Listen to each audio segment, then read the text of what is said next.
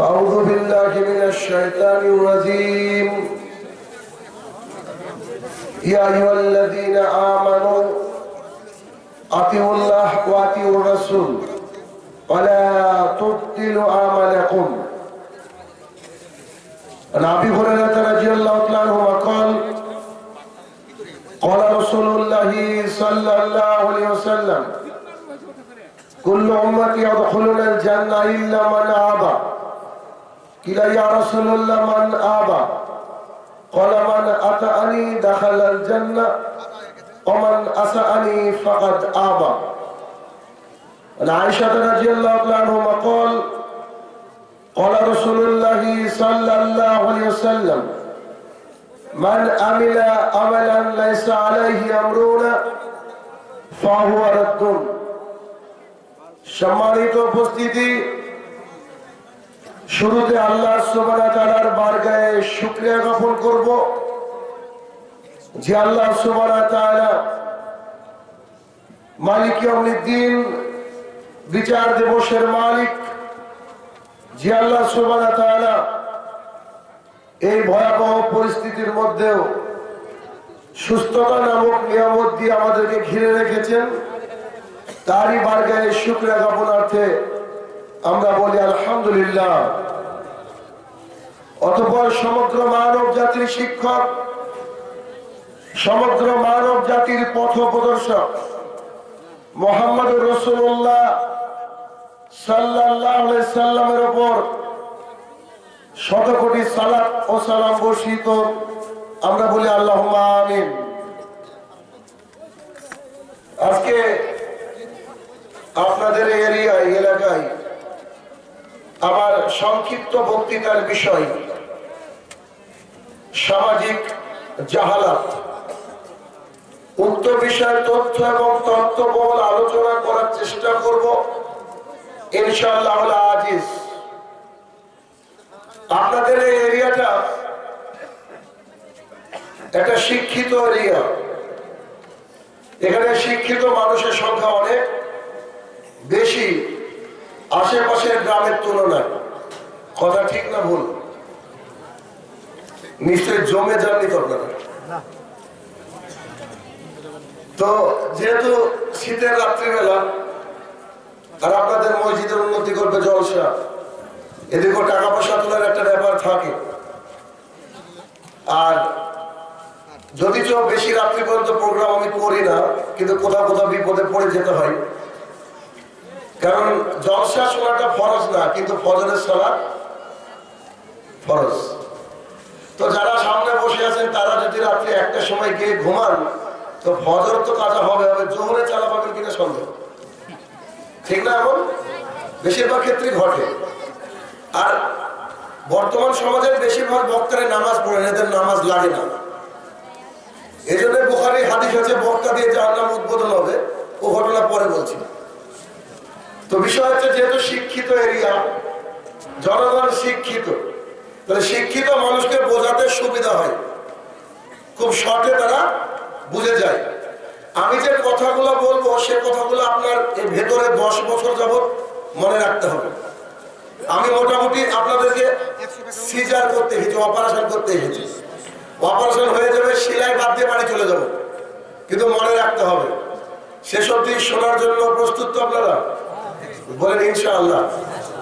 ইনশাআল্লাহ এতক্ষণ যে প্রোগ্রাম শুনলেন, দিনী আলোচনা শুনেছেন, আর আমার গুটি কয়েক কথা মুহাম্মদ সাল্লাল্লাহু আলাইহি ওয়াসাল্লামের মুখনিসৃত বাণী আপনাদের সামনে উপস্থাপন করব। আমার বিশ্বাস আপনি আপনার জীবনকে পরিবর্তন করবেন, এটা আমার বিগত দিনের অভিজ্ঞতা থেকে বলছি। আপনার যে ছেলেটা মাস্টার ডিগ্রি পাস, ওই ছেলেটাকে যদি বলা হয় যে তুমি রোনাল্ডো সম্পর্কে কি জানো, আপনার ছেলের মুখস্থ রয়েছে। তুমি মেসি সম্পর্কে কি জানো, আপনার ছেলে জানে।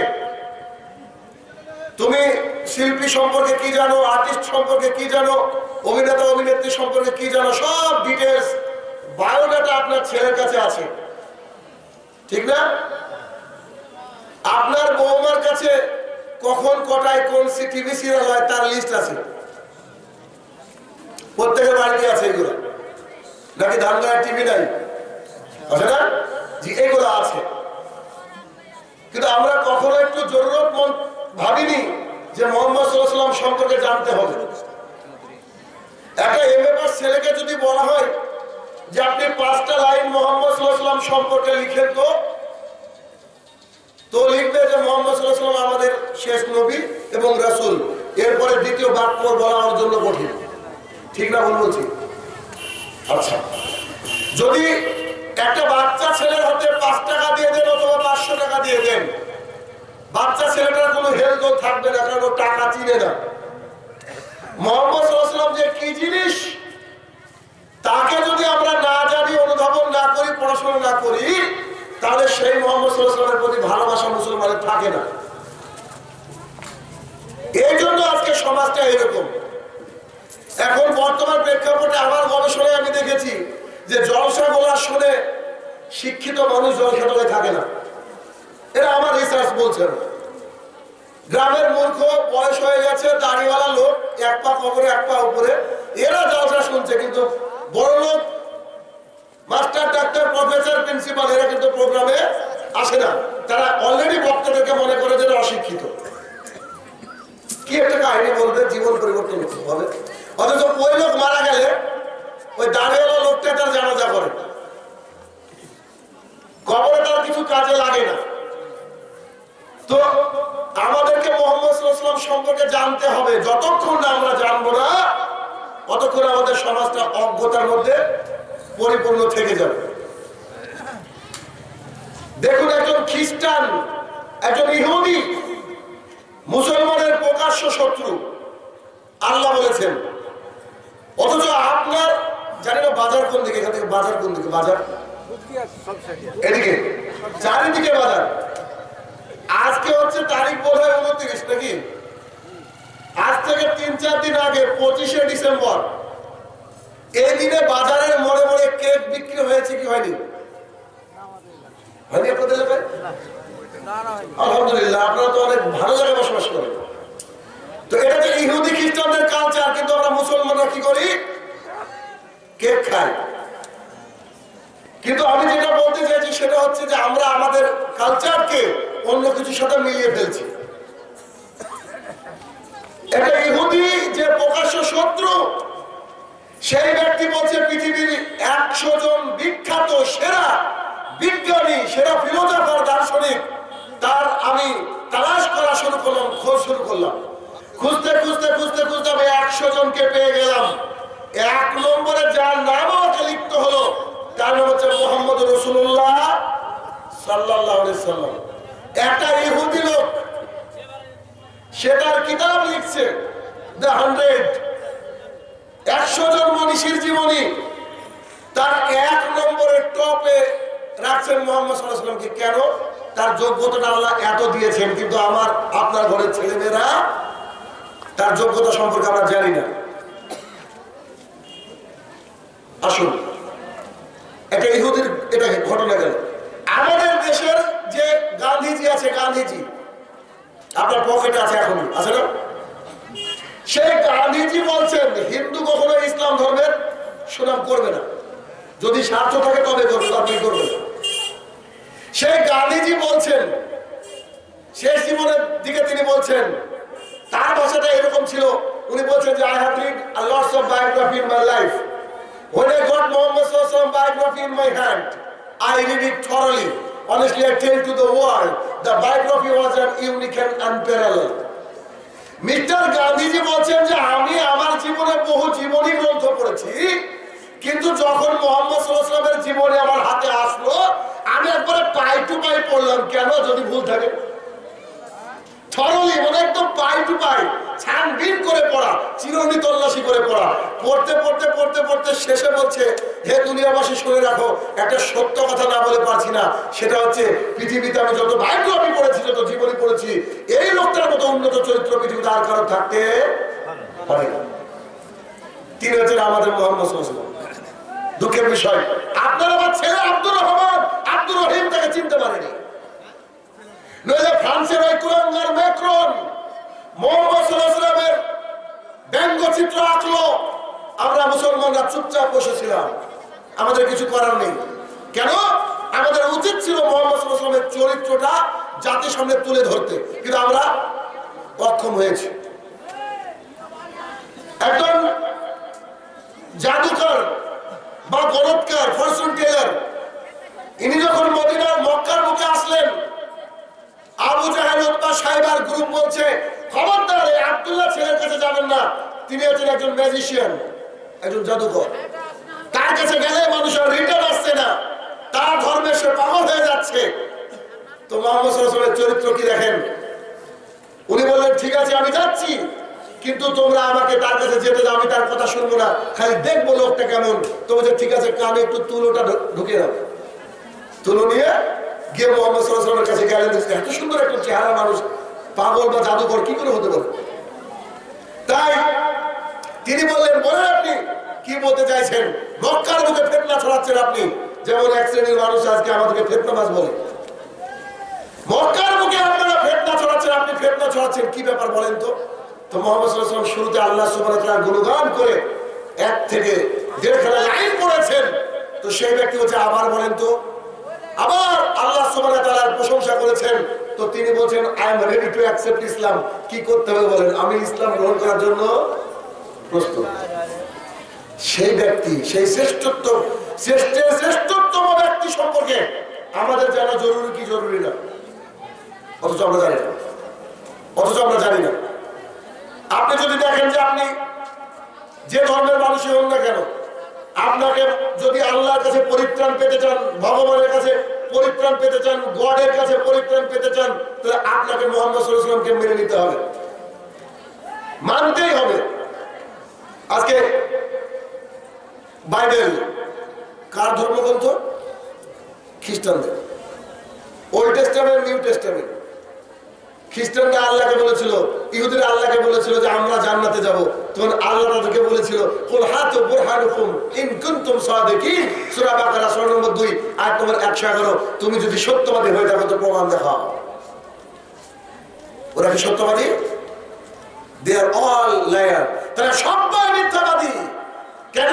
Gospel of John chapter number 14 মন্ত্র নম্বর 12, ওখানে বলা আছে যীশু খ্রিস্ট নিজে বলেন যে I have many things to send to you now, you can bear them now, when the spirit of truth shall come he will tell the right path. He did not say anything upon his own initiative, as he heard from Allah subhanahu wa ta'ala, he will tell to the world, he will tell to the right path, he glorified me, his name will be Muhammad Rasulullah sallallahu alaihi wasallam. Gospel of John 14 number অধ্যায় 12 থেকে 14 নম্বর মন্ত্রতে যীশু খ্রিস্ট নিজে বলছেন একদিন একটা সত্যের আত্মা আসবে, ওই সত্যের আত্মা সম্পর্কে এখন বলতে চাই তোমাদেরকে, তোমরা এখন বিশ্বাস করবে না।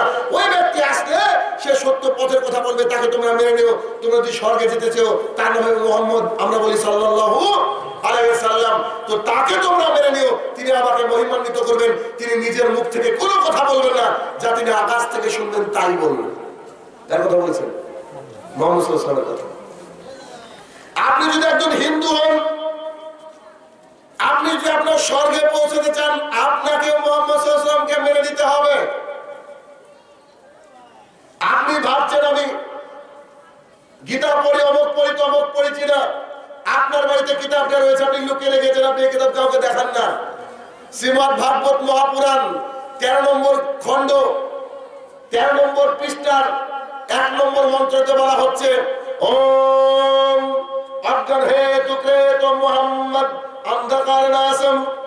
এমন একটা জামানা আসবে যে জামানায় মানুষ অন্ধকারাচ্ছন্ন থাকবে, ওই জামানায় তোমরা যদি পরিত্রাণ পেতে চাও তাহলে এই লোকটাকে মেনে নিও, হিজ নেম ইজ মুহাম্মদ রাসূলুল্লাহ সাল্লাল্লাহু আলাইহি সাল্লাম। জি, হিন্দুকে হিন্দু হতে গেলে মুহাম্মদ সাল্লাল্লাহু আলাইহি ওয়াসাল্লামকে মানতে হবে।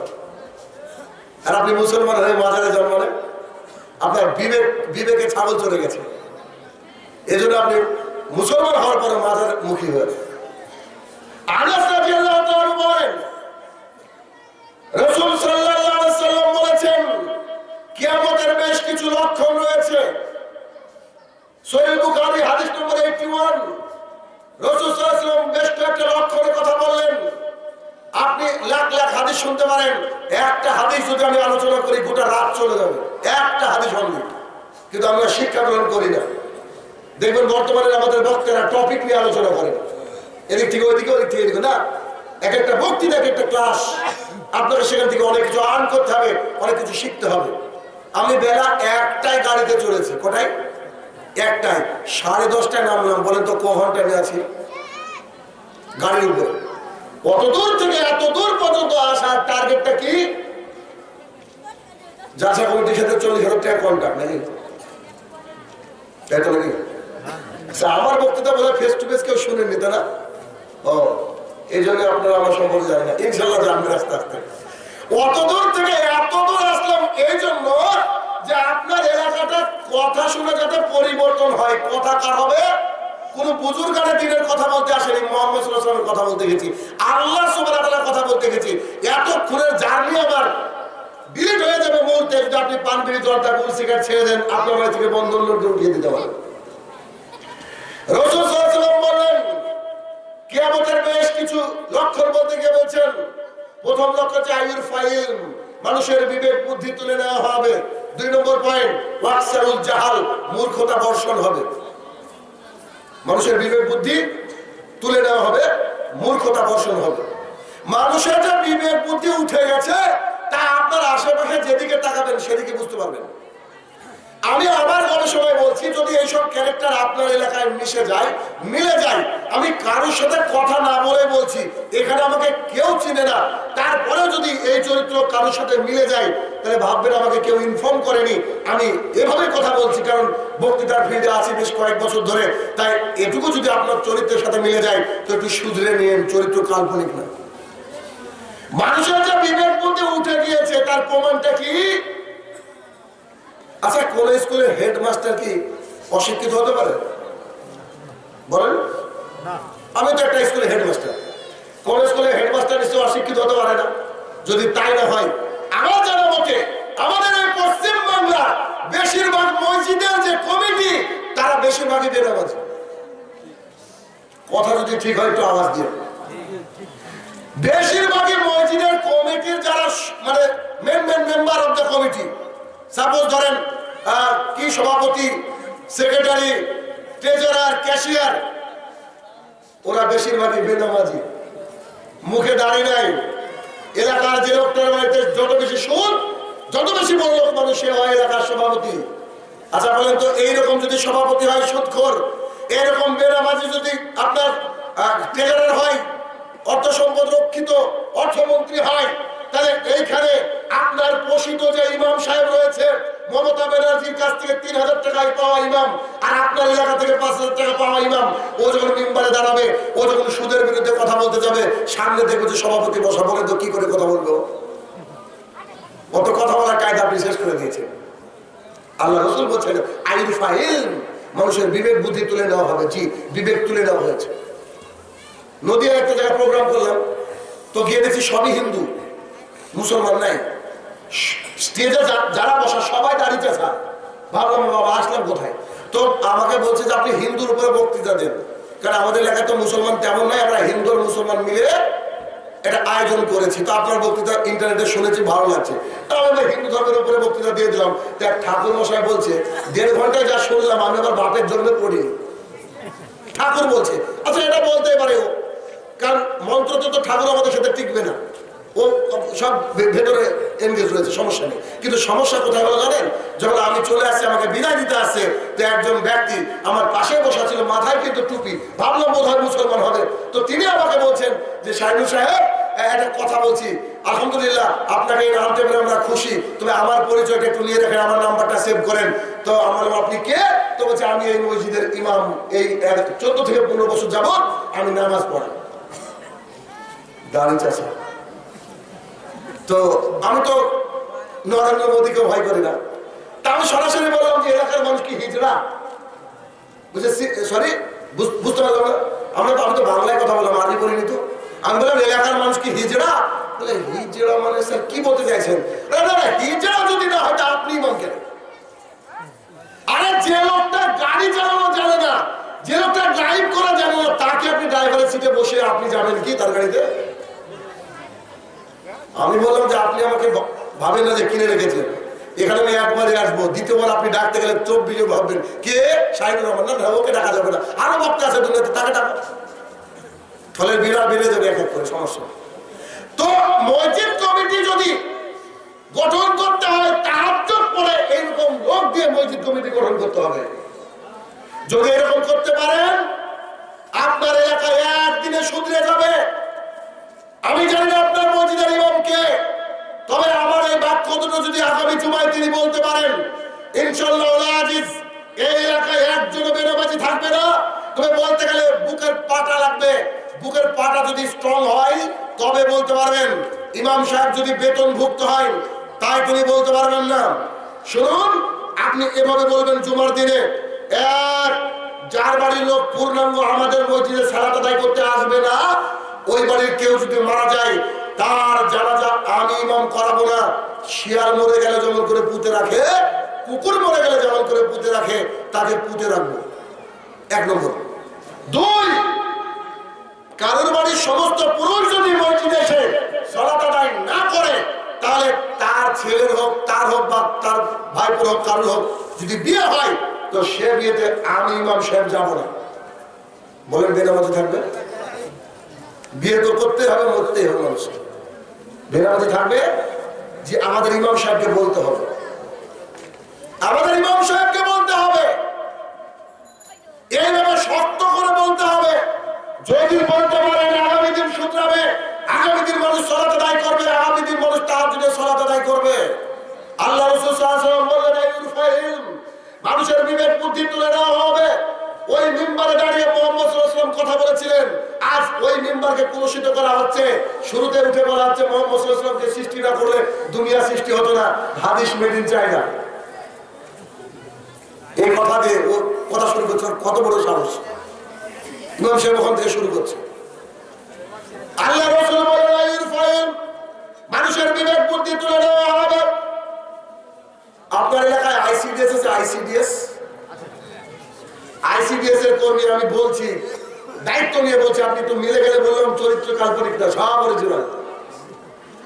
আইসিডিএস এর কর্মীদেরকে একটু ভালো করে খেয়াল করে দেখবেন, ওদের বাড়িতে মুরগি নাই, লেকিন ডিমের অভাব নেই।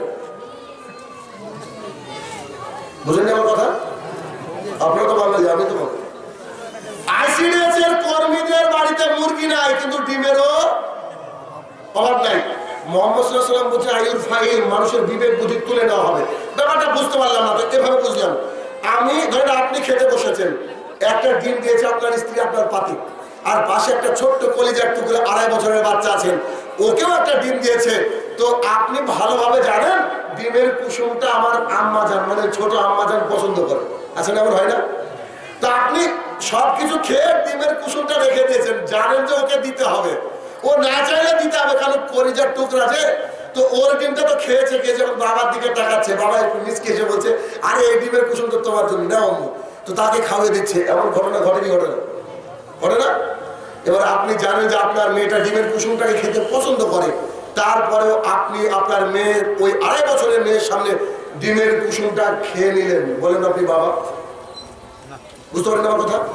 কোনো বাবা এরকম বলতে পারবে, করতে পারবে? তাহলে ওই যে আইসিডিএস এর মা কোলে থাকা বাচ্চাটা ডিমটা খেলো কি করে?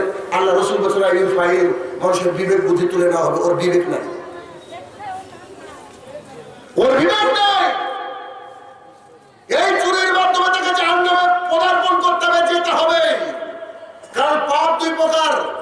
আনাস রাদিয়াল্লাহু তাআলা বলেন, মুহাম্মদ সাল্লাল্লাহু আলাইহি ওয়াসাল্লাম বলেছেন, কোন ব্যক্তি যদি জমিন থেকে আসমান পর্যন্ত পাপ করে, আল্লাহ সুবহানাহু ওয়া তাআলার দরবারে গিয়ে বলে, আল্লাহ আমার ভুল হয়ে গেছে, তুমি আমাকে ক্ষমা করে দাও। আল্লাহ বলছেন আমি রেডি তাকে ক্ষমা করার জন্য, কিন্তু টোটোওয়ালাকে এক থাপ্পড় মেরেছে, এই পাপটা কাবা শরীফের গিলাফ ধরে সারা জীবন কাঁদলেও ক্ষমা হবে না, টোটোওয়ালার কাছে যেতে হবে। না, তারপরে যার কাছ থেকে ডিম চুরি করেছেন, যার ডিম চুরি করেছেন, প্রত্যেকের ডিম বাড়িতে বাড়িতে ফিরে দিতে হবে। জি সাহেব ভাই, লজ্জা লাগবে যে কিছু করার নেই, যার নাম আপনার জন্য রেডি। আল্লাহ রাসূল বলেছেন মূর্খতাকে বর্ষণ করা হবে, মূর্খতাকে বর্ষণ করা হবে। বর্তমান শীতকাল, এটা যে বক্তাদের সিজন, বিনা পুঁজির ব্যবসার সিজন। আপনি যদি আমাকে 20,000 টাকা কন্ট্যাক্ট করে আনেন আর আমাকে বলেন যে শাহিনুর সাহেব এলাকায় পর্দা নাই, এলাকায় বেনামাজি বেশি, এই দুটো বিষয়ে কথা বলবেন, আমি আর বলবো আমি বলবো বলবো না কেন? আমার ব্যবসা বাঁচাতে হবে না পরের বছর।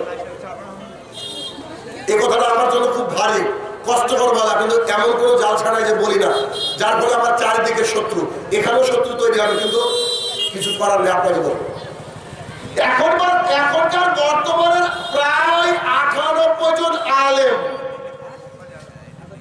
আপনাদের এলাকার, আপনাদের এই মালদার বিখ্যাত একজন বক্তা আমাকে দেখতে পারেন না কেন? আমি ওনার হাঁটুর বয়সের ছেলে, তো ওনাকে রেখে আমাকে নাকি মানুষ প্রধান বক্তা করে, ওনার মেজাজ খারাপ। ওনার বলা উচিত যে বাপ, তুমি তো আমাদের বক্তৃতা শুনে এত বড় হয়েছো, আলহামদুলিল্লাহ, তুমি আগে যাও। কিন্তু উনি জ্বলেন। একদিন খোঁজ পেলাম যে এত বেশি জ্বলছেন কেন, তো এই যে এই আয়াতটার জন্য জ্বলছেন। আসেন শুনে আপনাকে স্টেজে বক্তৃতা দিচ্ছি, আপনাদের এখানে বলছি, বর্তমান সময়ে বক্তাদের 98 জন বক্তা হচ্ছে আপনার এই কন্টাকি বক্তা। তবে আমি বলছি না যে আপনি যাকে চিনেন তিনি কন্টাকি। চরিত্র কাল্পনিক না, চরিত্র সব অরিজিনাল, মিলে গেলে আমার কিচ্ছু করার নেই। তো বক্তা সাহেবকে আবার আপনি ফোন করেছেন যে ধান গাড়ায় প্রোগ্রাম, মানে ধরেন কথার কথা, ধান গাড়ায় প্রোগ্রাম, মাওলানা সাহেব আপনাকে আসতে হবে, খুব ভক্ত আপনার এলাকায়, আসতে হবে আপনাকে, জরুরি আপনাকে ডেট দিতে হবে। বলে জি কয় তারিখে ডেট? বক্তার সাথে কথা চলছে দেখেন। তো বলছে যে এত তারিখে ডেট, একটু দেখেন না ডায়েরিটা ফাঁকা আছে কিনা।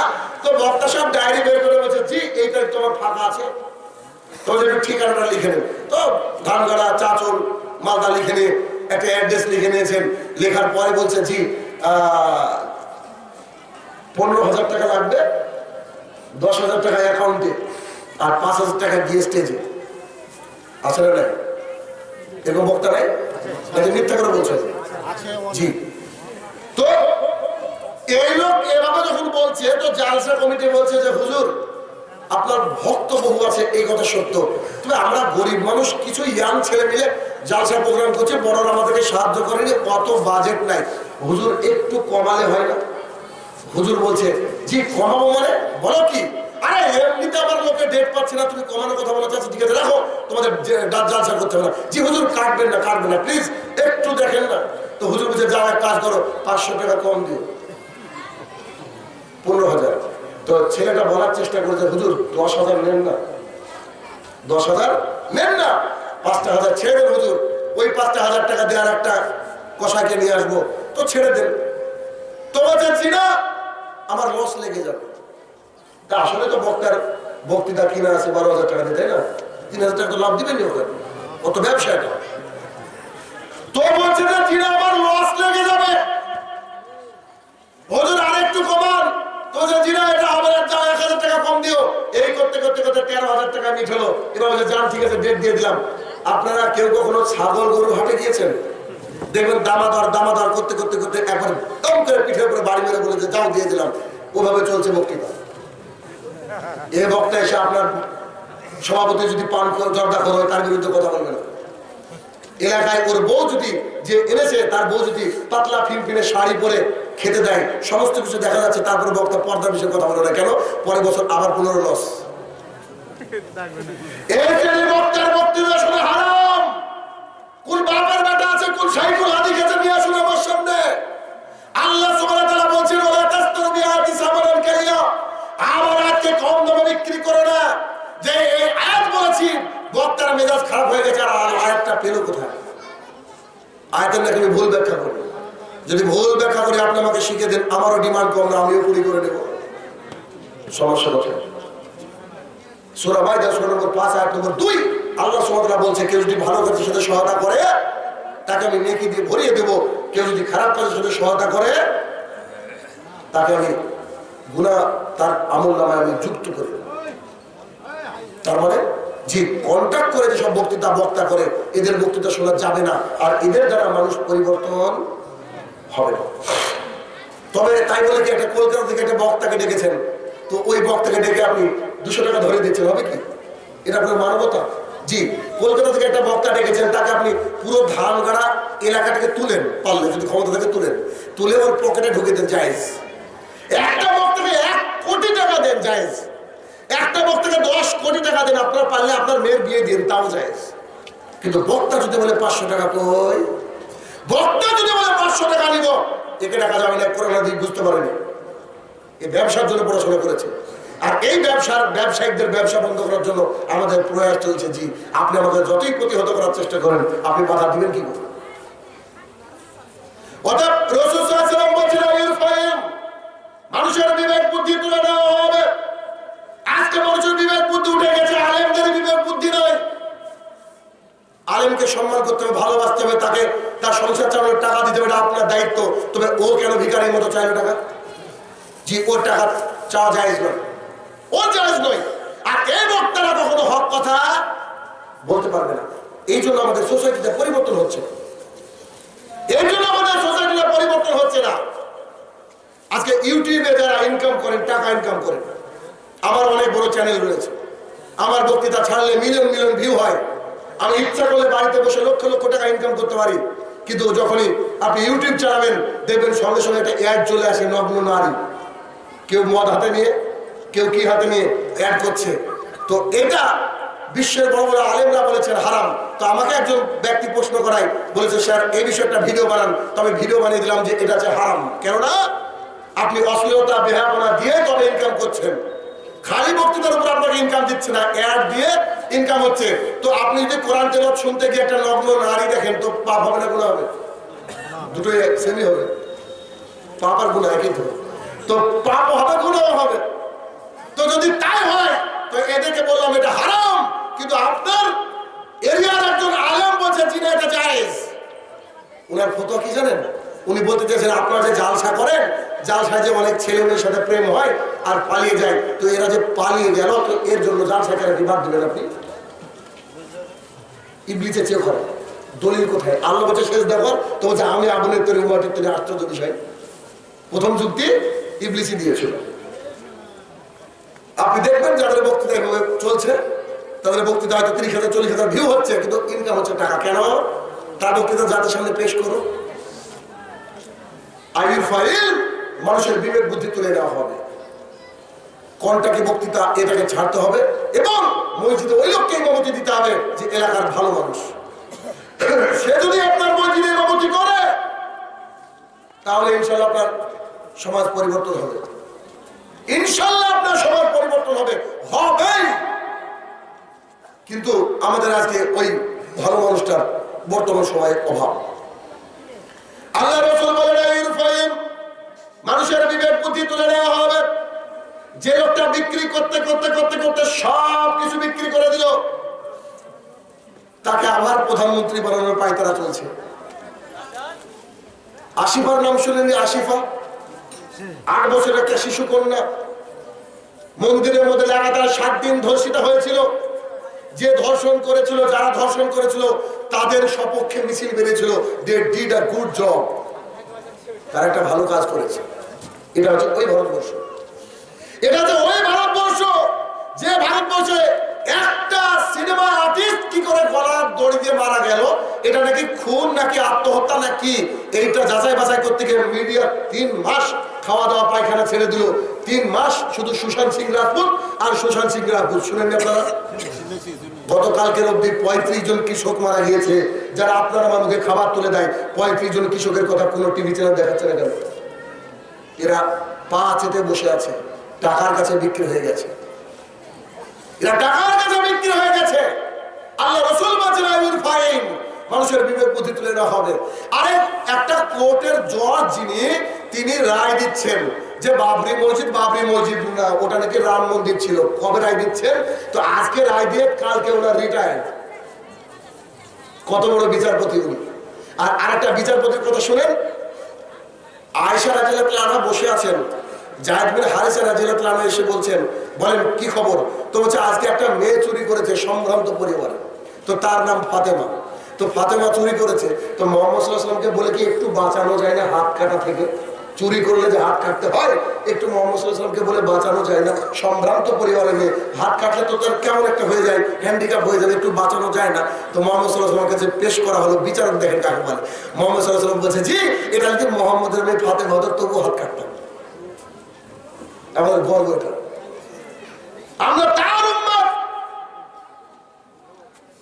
যে ব্যক্তি তার নিজের কলিজার টুকরা ফাতেমা রাদিয়াল্লাহু তাআলার হাত কাটার জন্য প্রস্তুত যদি সে চুরি করে। আল্লাহ রাসূল বলেছেন আইফাইল, জজের নাকি বুদ্ধি বেশি। সেই জজ বলছে চিরকাল মানুষ জানলো যে এটা হচ্ছে আপনার বাবরি মসজিদ, বলছে রাম মন্দির। আশ্চর্য দুনিয়া। আল্লাহ রাসূল বলেন আইফাইল, মানুষের বিবেক বুদ্ধি তুলে নেওয়া হবে। আজকে সন্ধ্যা থেকে এখন পর্যন্ত সবাই কোরআন হাদিসের আলোচনা করেছি, করেনি।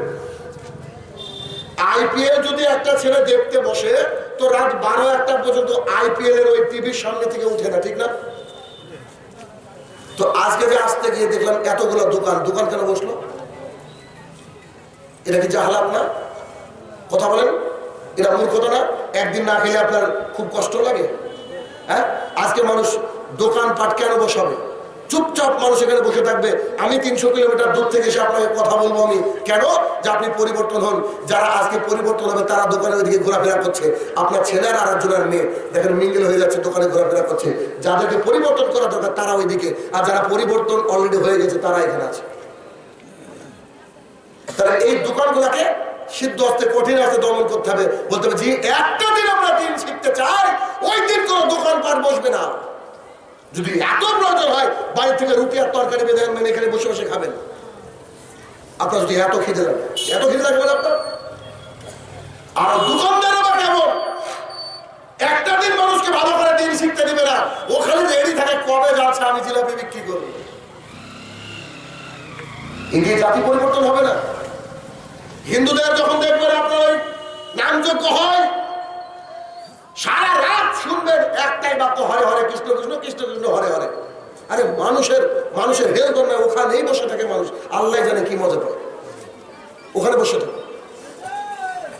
আর আজকে আমাদের একটু শুধু আয়োজন কিছু হয়েছে, অমনি মেলার ভিড় এর চোটে আমরা থাকতে পারছি না। কেন? এই আগামী বছর প্রোগ্রাম করলে ভলেন্টিয়ারদের হাতে হাতে এইরকম সাইজের লাঠি থাকবে, এরকম মোটা মোটা লাঠি পড়বে। এখানে যে মায়ের বেটা দোকান বসাবে ওকে একদম ওই মাঠে পাঠাবে। তাহলে দেখবেন জাতি পরিবর্তন হবে, যুবকরা বসতে বাধ্য হবে। ইনশাল্লাহ যুবক পরিবর্তন হবে ইনশাল্লাহ। কিন্তু দোকান এখান থেকে তুলে দিতে হবে।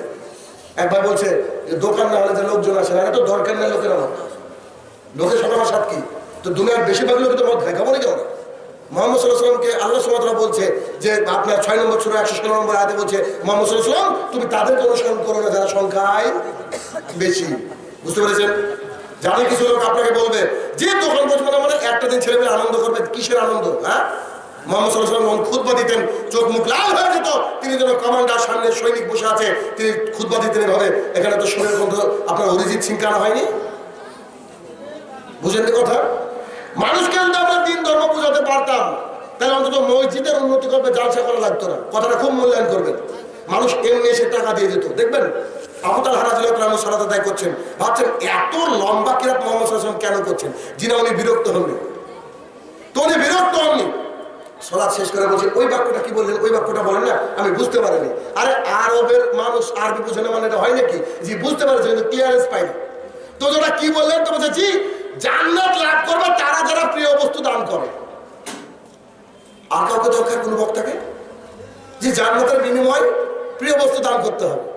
তো বলছে মুহাম্মদ সাল্লাল্লাহু আলাইহি ওয়াসাল্লাম আমার মক্কার বুকে একটা খেজুরের বাগান আছে, প্রায় 650 খান খেজুরের গাছ আছে, দিয়ে দিলাম। ওয়াজ করতে হয়নি, সুরেলা বক্তা ডাকতে হয়নি, একটা বাক্যতে হয়ে গেছে। তো সেখানে বলছে দিয়ে দিলেন, আচ্ছা ঠিক আছে।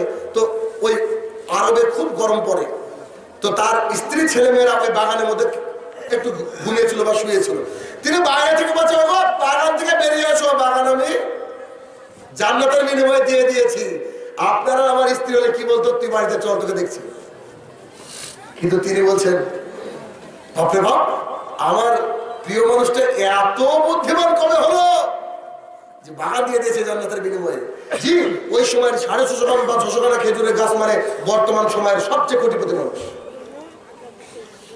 টাকা থাকলে আপনি মসজিদে দিবেন, দিতে বাধ্য। কেন? আর সাদকাতু বুরহান, দান হচ্ছে দলিল। কোথায় যাওয়ার? জান্নাতে যাওয়ার দলিল। জান্নাতে যাওয়ার জন্য বক্তাকে টাকা দিয়ে আপনাকে গলা টিপে টিপে দান তুলতে হবে না।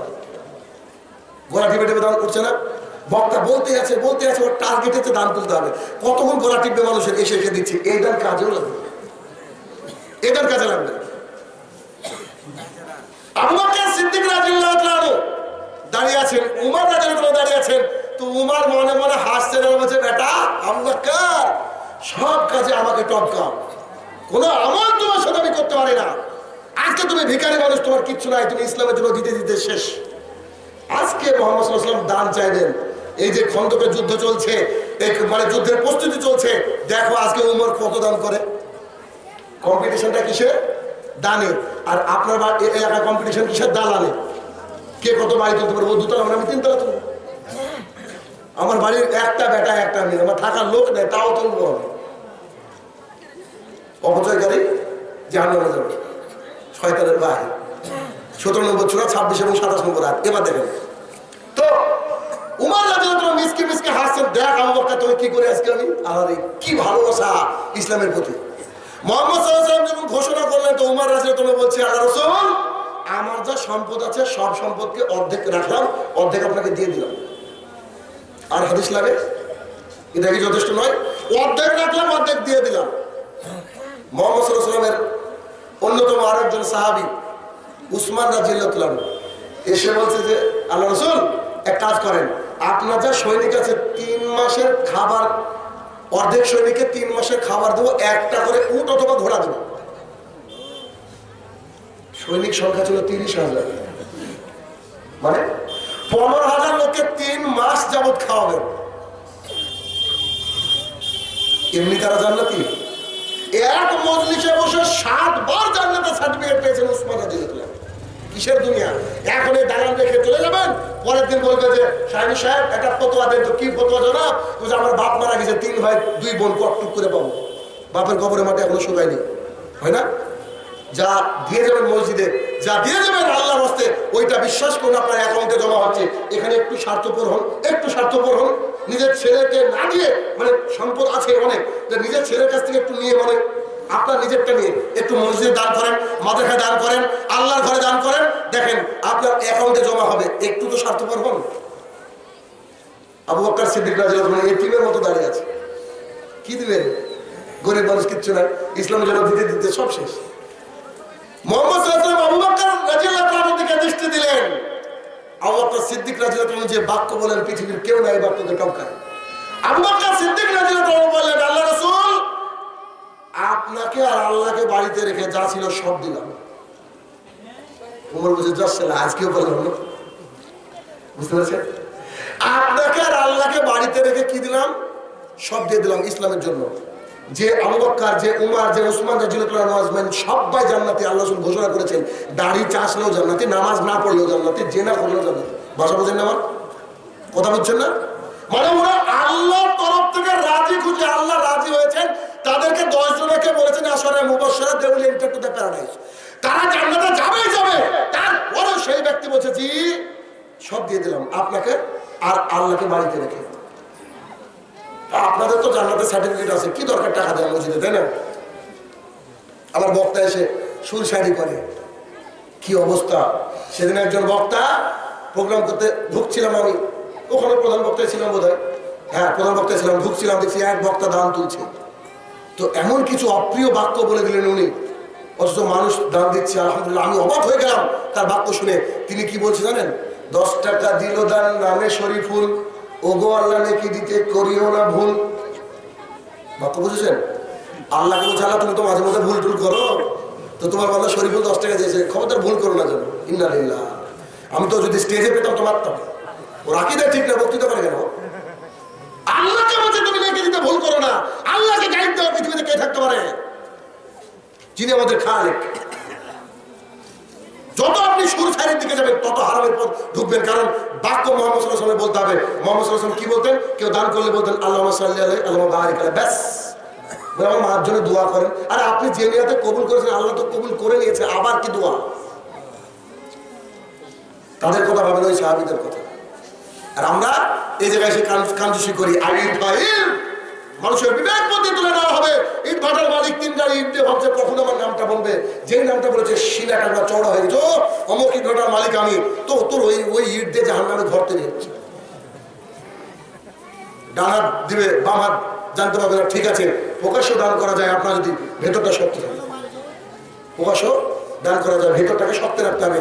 কোনো নাম যদি বাই চান্স করে ফেলে যে অমুক ভাই দান দিল, আমার ভেতরে কোনো কিছু হওয়া উচিত নয়। কারণ দান কাকে খুশি করার জন্য দেবেন? আল্লাহ সুবহানাহু ওয়া তাআলাকে।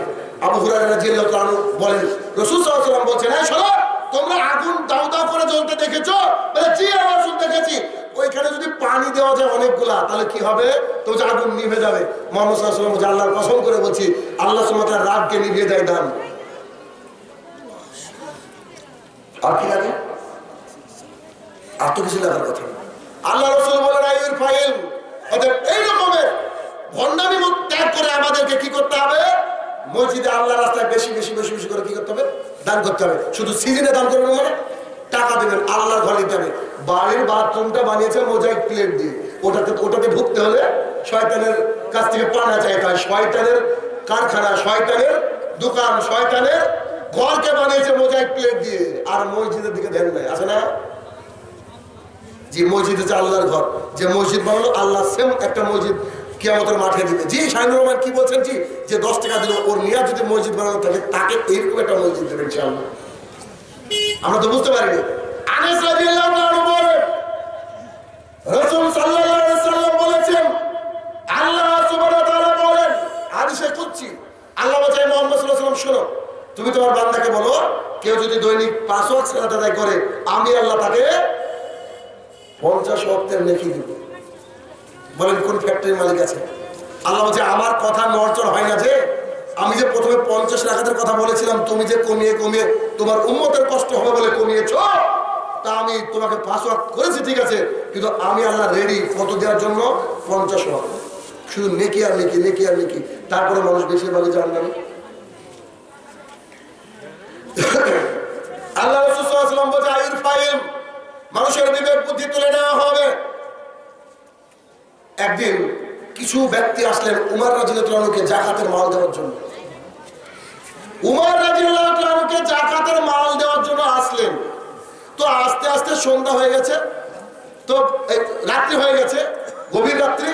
তো তিনারা ভাবলেন যে এত রাত্রিবেলায় উমরকে ডিস্টার্ব করা ঠিক হবে না, আমরা মসজিদে এই যাকাতের সম্পদগুলোকে রাখবো, 2 রাকাত সালাত আদায় করে ঘুমিয়ে যাব, ফজরে তো উমর আসবে, তখন তাকে, তিনি অর্ধ পৃথিবীর খলিফা, তখন তাকে সম্পদটা দিয়ে চলে যাবে। রেডি।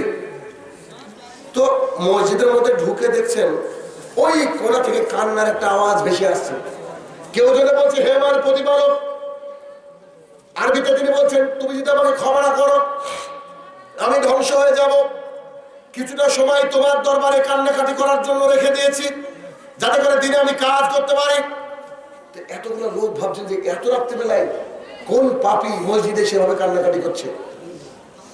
তো লোকের সরগরম দেখে তিনি তার সালাত থেকে সংক্ষিপ্ত করে দিয়ে সালাম ফিরিয়ে এসে দেখলেন ওরা দাঁড়িয়ে আছে, একটা লাইট মানে এই দিয়ে খুব জ্বালিয়ে দেখছেন যে তিনি আর কেউ না, তিনি হচ্ছে উমর রাদিয়াল্লাহু আনহু, তাহাজ্জুদ করছেন।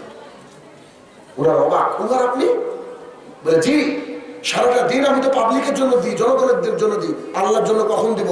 তাই রাত্রিবেলা তাহাজ্জুদ পড়ে দিনের বেলা শক্তি অর্জন করার চেষ্টা করি। সুবহানাল্লাহ। ভাবেন তো, রাত্রিবেলা ভালো করে ঘুমিয়ে দিনে কাজ করার পরিকল্পনা করি, আর তিনি বলছেন রাত্রিবেলা তাহাজ্জুদে সালাত আদায় করে দিনে রেডি হয়ে কাজ করার জন্য। উমর রাদিয়াল্লাহু আনহু, উমরকে মুহাম্মদ সাল্লাল্লাহু আলাইহি ওয়াসাল্লাম বলছেন যে আমি জান্নাতের ওইদিকে ঘুরে বেড়াচ্ছিলাম, একটা দারুণ প্রাসাদ, বিশাল প্রাসাদ। আরে আমি মুহাম্মদ সাল্লাল্লাহু আলাইহি ওয়াসাল্লাম ওরকম ঘর দেখিনি। তো ঘরের সামনে দেখছি একটা বৃদ্ধা মহিলা ওযু করছে। তা আমি বললাম, এটা কার ঘর গো? তো বলছে দুনিয়ার একজন সম্মানিত ব্যক্তির। মুহাম্মদ সাল্লাল্লাহু আলাইহি ওয়াসাল্লাম মনে মনে বলছে যে এই ঘর তো আমারই হবে। তো না, আরেকবার জিজ্ঞাসা করে দেখি সম্মানিত ব্যক্তিটা কে? তো বলছে সম্মানিত ব্যক্তিটার নাম কি বলা যাবে? তো বলছে জি, উমর রাদিয়াল্লাহু আনহু। মুহাম্মদ সাল্লাল্লাহু আলাইহি ওয়াসাল্লাম ঘরের মধ্যে ঢুকলেন না, এই আল্লাহ রাসূল সাল্লাল্লাহু আলাইহি ওয়াসাল্লাম উমর রাদিয়াল্লাহু আনহুর কাছে এসে বলছে, উমর তোমার ঘর দেখলাম জান্নাতে আল্লাহ নির্মাণ করে রেখেছে, এত সুন্দর ঘর আমি জীবনে দেখিনি, আমার ইচ্ছা হচ্ছিল তোমার ঘরে ঢুকি, তাই আমি ঢুকলাম না। উমর রাদিয়াল্লাহু আনহু বলছে যে কেন আপনি ঢুকলেন না? বলে তোমার সম্মান, তোমার মর্যাদার কথা ভেবে। উমর রাদিয়াল্লাহু আনহু বাচ্চা ছেলের মতো কাঁদতে শুরু করলেন যে আপনি বলেন কি? আরে আপনি মুহাম্মদ সাল্লাল্লাহু আলাইহি ওয়াসাল্লাম আমার সম্পর্কে ভাবেন এতটা? একটা মহিলা দাঁতবালা ছেলের গান করছেন, যুদ্ধ থেকে জিতেছে মুহাম্মদ সাল্লাল্লাহু আলাইহি ওয়াসাল্লাম, আবু বকর ঢুকছেন, উসমান ঢুকছেন, আলী রাদিয়াল্লাহু আনহু ঢুকছেন, সবাই ঢুকছেন। মুহাম্মদ সাল্লাল্লাহু আলাইহি ওয়াসাল্লাম দেখছেন ওই ডাব বাজাচ্ছেন, 100 ডাব, যেটা জায়েজ ইসলামে, ওরা বাজাচ্ছেন না মহিলা, ওই গীত বা গান গাইছেন, যুদ্ধ থেকে জিতে আসার গান, তলা আল বাদরু আলাইনা আছে না, এরকম একটা গান তিনি গাইছেন। তো উমর রাদিয়াল্লাহু যখন আসতেন, মহিলাটা ওই ডাবটাকে বন্ধ করেছেন, আঁচল দিয়ে মুখটাকে ঢেকে চলে যাচ্ছেন। মুহাম্মদ সাল্লাল্লাহু আলাইহি ওয়াসাল্লাম হাসছেন আর বলছেন, উমর তোমাকে দেখে শয়তানও ভয় পায়, তোমাকে দেখে শয়তানও ভয় পায়। আবু হুরায়রা রাদিয়াল্লাহু তাআলা বলেন, উমর রাদিয়াল্লাহু তাআলা একদিন মুহাম্মদ সাল্লাল্লাহু আলাইহি ওয়াসাল্লামের কাছে এসে বলছে, আল্লাহর রাসূল, আরে আমি তো রাত্রিবেলায় হেঁটে বেড়াচ্ছিলাম, আমার জুব্বাটা এত বড়, আমি বারবার করে জুব্বাটাকে তুলছি, আবার বেড়ে যাচ্ছে, আবার তুলছি, আবার বেড়ে যাচ্ছে। আল্লাহ কি আমার জন্য জাহান্নাম প্রস্তুত করে রেখেছে? জুব্বা এত বাড়ছে কেন? টাকার নিচে প্যান্ট পরা তো হারাম। মুহাম্মদ সাল্লাল্লাহু আলাইহি ওয়াসাল্লাম বলছে, জি, এটা হচ্ছে এই স্বপ্নের তাবির হচ্ছে আল্লাহ সুবহানাহু ওয়া তাআলা আমার পরে যত জ্ঞান তোমাকে দিয়েছে উমর। এই উমর রাদিয়াল্লাহু তাআলা রাত্রিবেলায় কান্নাকাটি করে তাহাজ্জুদ পড়া লাগে, আর আপনার আমার ছেলে নাকি খালি শুক্রবারে যাওয়া লাগে গো, খালি জুমার দিনে যায়। আছে না অনেক মানুষ খালি জুমার দিনে যায়। আরে আপনার বউ যে নামাজ পড়ে তো মাসে 6 দিন নামাজ পড়তে পারে না, কারো বউ 5 দিন, কারো বউ 7 দিন। কেন বলেন তো? মাসিক হয় তাই না, মেন্স হয়। তো মেন্স হয় তো আপনার বউ 30 দিনের মধ্যে ধরেন কথার কথা 6 দিন নামাজ পড়ে না, কেন 6 দিন ওর মাসিক চলে। তো আপনার ছেলের কি 1 সপ্তাহে 6 দিন মাসিক হয় নাকি? ও খালি জুমায় যায় কেন? তারপরে ও আসর থেকে কি আবার মাসিক শুরু হয়? হ্যাঁ, 5 ওয়াক্ত সালাত আপনাকে আদায় করতে হবে। 5 ওয়াক্ত সালাত আদায় করা বাহাদুরি না, এটা ফাঁসি বাঁচানো। তাহাজ্জুদের সালাত 2 রাকাত নফল সালাত আদায় করে, এটা যে বাহাদুরি। কিন্তু 5 ওয়াক্ত সালাত আদায় করতে আপনি বাধ্য। আপনি যদি সালাত আদায় না করেন, মান তারাকা সালাতান মুতাআম্মিদান ফাকাদ কাফারা, যে ব্যক্তি সালাত আদায় ইচ্ছা করে ছেড়ে দেয় ও ব্যক্তি মুসলমান নয়। জি, খুব কঠিন কথা বলছিলাম যে আল্লাহ রাসূল সাল্লাল্লাহু আলাইহি ওয়াসাল্লাম বলছে, আইন ফাইল, মানুষের বিবেক বুদ্ধি তুলে নেওয়া হবে। বিবেক যদি না তুলতো তাহলে জুমার দিনে যে লোক হয় ফজরে ওই লোক হয়, বলেন ফজরে ওই লোক হয় না।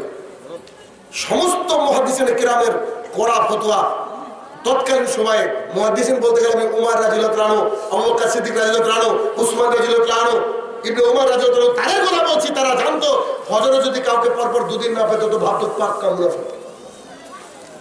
আর আপনাকে সারা সপ্তাহে একটা দিন পাওয়া যায়, তাও আপনার মানে নামাজ পড়ার জায়গাটার সামনে একবারে সারা ধবধবে পোশাক পরেছে, মনে হচ্ছে আল্লাহ এখনই নাজিল করলো আকাশ থেকে ফেরেশতা। এরা মুসলমান নয়। এদের জন্য বাবরি মসজিদ আর রাম মন্দির কেন? আল্লাহ দিয়েছিল, কিন্তু আমরা এই মসজিদকে রক্ষণাবেক্ষণ করতে পারিনি। শুধু মায়া কান্না করলে হবে না, শুধু ফেসবুকে গিয়ে লিখলে হবে না। উই লাভ মুহাম্মদ সাল্লাল্লাহু আলাইহি ওয়াসাল্লাম চ্যালেঞ্জ। মুহাম্মদ সাল্লাল্লাহু আলাইহি ওয়াসাল্লামকে ভালোবাসলে তার নীতি আদর্শকে মেনে নিতে হবে। এরপরে রাসূল সাল্লাল্লাহু আলাইহি ওয়াসাল্লাম বলেন, ওয়াকসুরা সরবুল খামর, নেশাদার দ্রব্য পান করা বেড়ে যাবে। পান বিড়ি জর্দা গুল সিগারেট আছে নাকি এলাকায়?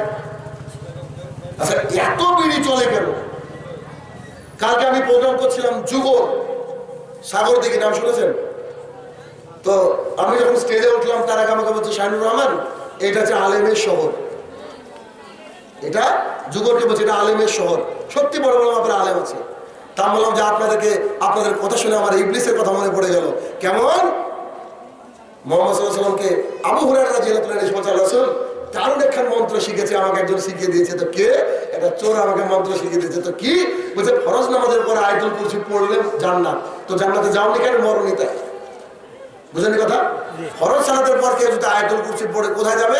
জান্নাতে। মুহাম্মদ সাল্লাল্লাহু আলাইহি ওয়াসাল্লাম বলছে, তুমি কি জানো তোমার টিচারটা কে ছিল, শিক্ষকটা কে? বলে জিনা। ও তো একটা চোর ছিল। বলে জিনা ও চোর না, ওর নাম হচ্ছে মিস্টার ইবলিস। তো আলেমের শহরও যেমন আছে, সাথে সাথে প্রত্যেক বাড়িতে বিড়ি বাঁধছে মানুষ। আমি বুঝতে পারলাম ইবলিসের ভূমিকা কারা পালন করছে। কি অবস্থা! ধান গড়া বলে একটা জায়গা, আপনাদের এটা ধান গড়া বলে একটা জায়গা মালদার ওই আশপাশে কোথায়, ওই এই যে কিছুদিন আগে খুব ভাঙলো শমশেরগঞ্জ, শুনেননি? অনেক বাড়ি ঘর ভেঙে গিয়েছিল। তো ওখানে আমি গিয়েছিলাম কিছু টাকা পয়সা ত্রাণ নিয়ে। তো ওখানে গিয়ে বললাম কোন বাড়িতে উঠবো? দেখ ইমাম সাহেবের বাড়িতে উঠলাম, দেখছি ইমাম সাহেবের বউ বিড়ি বাঁধে, এত বড় বড় দাড়ি, বুড়ো হয়ে গেছে। আমি বললাম যে কি এ ঘটনা কেন? তো বলছি এভাবে চলছে। আপনার বাড়িতে পানি খাওয়া তো হারাম, যদি কিনে খাওয়ার পানি টিউবওয়েল থেকে উঠলে সেটা ভিন্ন কথা। আমার টিউবওয়েলে কোথায় বসেছেন আল্লাহ জানে।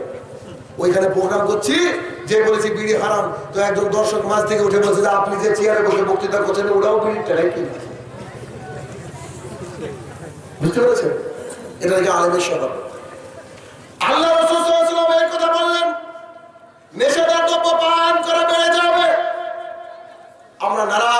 মতে যে বিড়ি, জর্দা, খৈনি, গুটকা, ইয়াবা, ফেন্সিডিল এগুলো নেশাদার বস্তু, এটা মানতেই নারাজ। কেন? হুজুর বলেছেন মাকরুহ। বলে না হুজুর? বলে কি বলে না? হুজুর বলেছে মাকরুহ। নেশা দুই প্রকার। আসুন আমাদের হুজুরকে জিজ্ঞাসা করি। আর আয়েশা রাদিয়াল্লাহু তাআলা বলেন, ক্বালা রাসূলুল্লাহ সাল্লাল্লাহু আলাইহি ওয়াসাল্লাম, আয়েশা রাদিয়াল্লাহু তাআলা বলেন রাসূল সাল্লাল্লাহু আলাইহি ওয়াসাল্লাম বলেছেন, কুল্লু মুসকিরিন খামরিন ওয়া কুল্লু খামরিন হারাম। প্রত্যেকটা নেশাদার বস্তু মদ, আর প্রত্যেকটা মদই হারাম। মুহাম্মদ সাল্লাল্লাহু আলাইহি ওয়াসাল্লাম বলেছে সব প্রত্যেকটা নেশাদার বস্তু হারাম, মদ সেটাই হারাম। আর আপনার হুজুর বলেছেন নেশা দুই প্রকার। বলেন এবার কাকে মানবেন? দায়িত্ব আপনারা। আলী ইবনে ওমর রাদিয়াল্লাহু তাআলা বলেন, ক্বালা রাসূলুল্লাহ সাল্লাল্লাহু আলাইহি ওয়াসাল্লাম, ইবনে ওমর রাদিয়াল্লাহু তাআলা বলেন রাসূল সাল্লাল্লাহু আলাইহি ওয়াসাল্লাম বলেছেন, সালাসাতুন কাদ হারামা আলাইহিম জান্নাহ, তিন শ্রেণীর মানুষের জন্য জান্নাত হারাম। আরে চুরি করলে যে জান্নাতে যাবেন না, এই কথা মুহাম্মদ সাল্লাল্লাহু আলাইহি ওয়াসাল্লাম কোথাও বলেছেন আমি শাইনুর রহমান জানি না। জেনা করলে যে আপনার জন্য জান্নাত হারাম, এটা আমার জানা নাই। সুদ খাওয়া মহাপাপ, মায়ের সাথে জেনা করার মতো পাপ পরে বলছি, তবে সুদ খেলে যে আপনি আপনার জন্য জান্নাত হারাম, এই কথা মুহাম্মদ সাল্লাল্লাহু আলাইহি ওয়াসাল্লাম কোথাও বলেছেন আমার জানা নাই।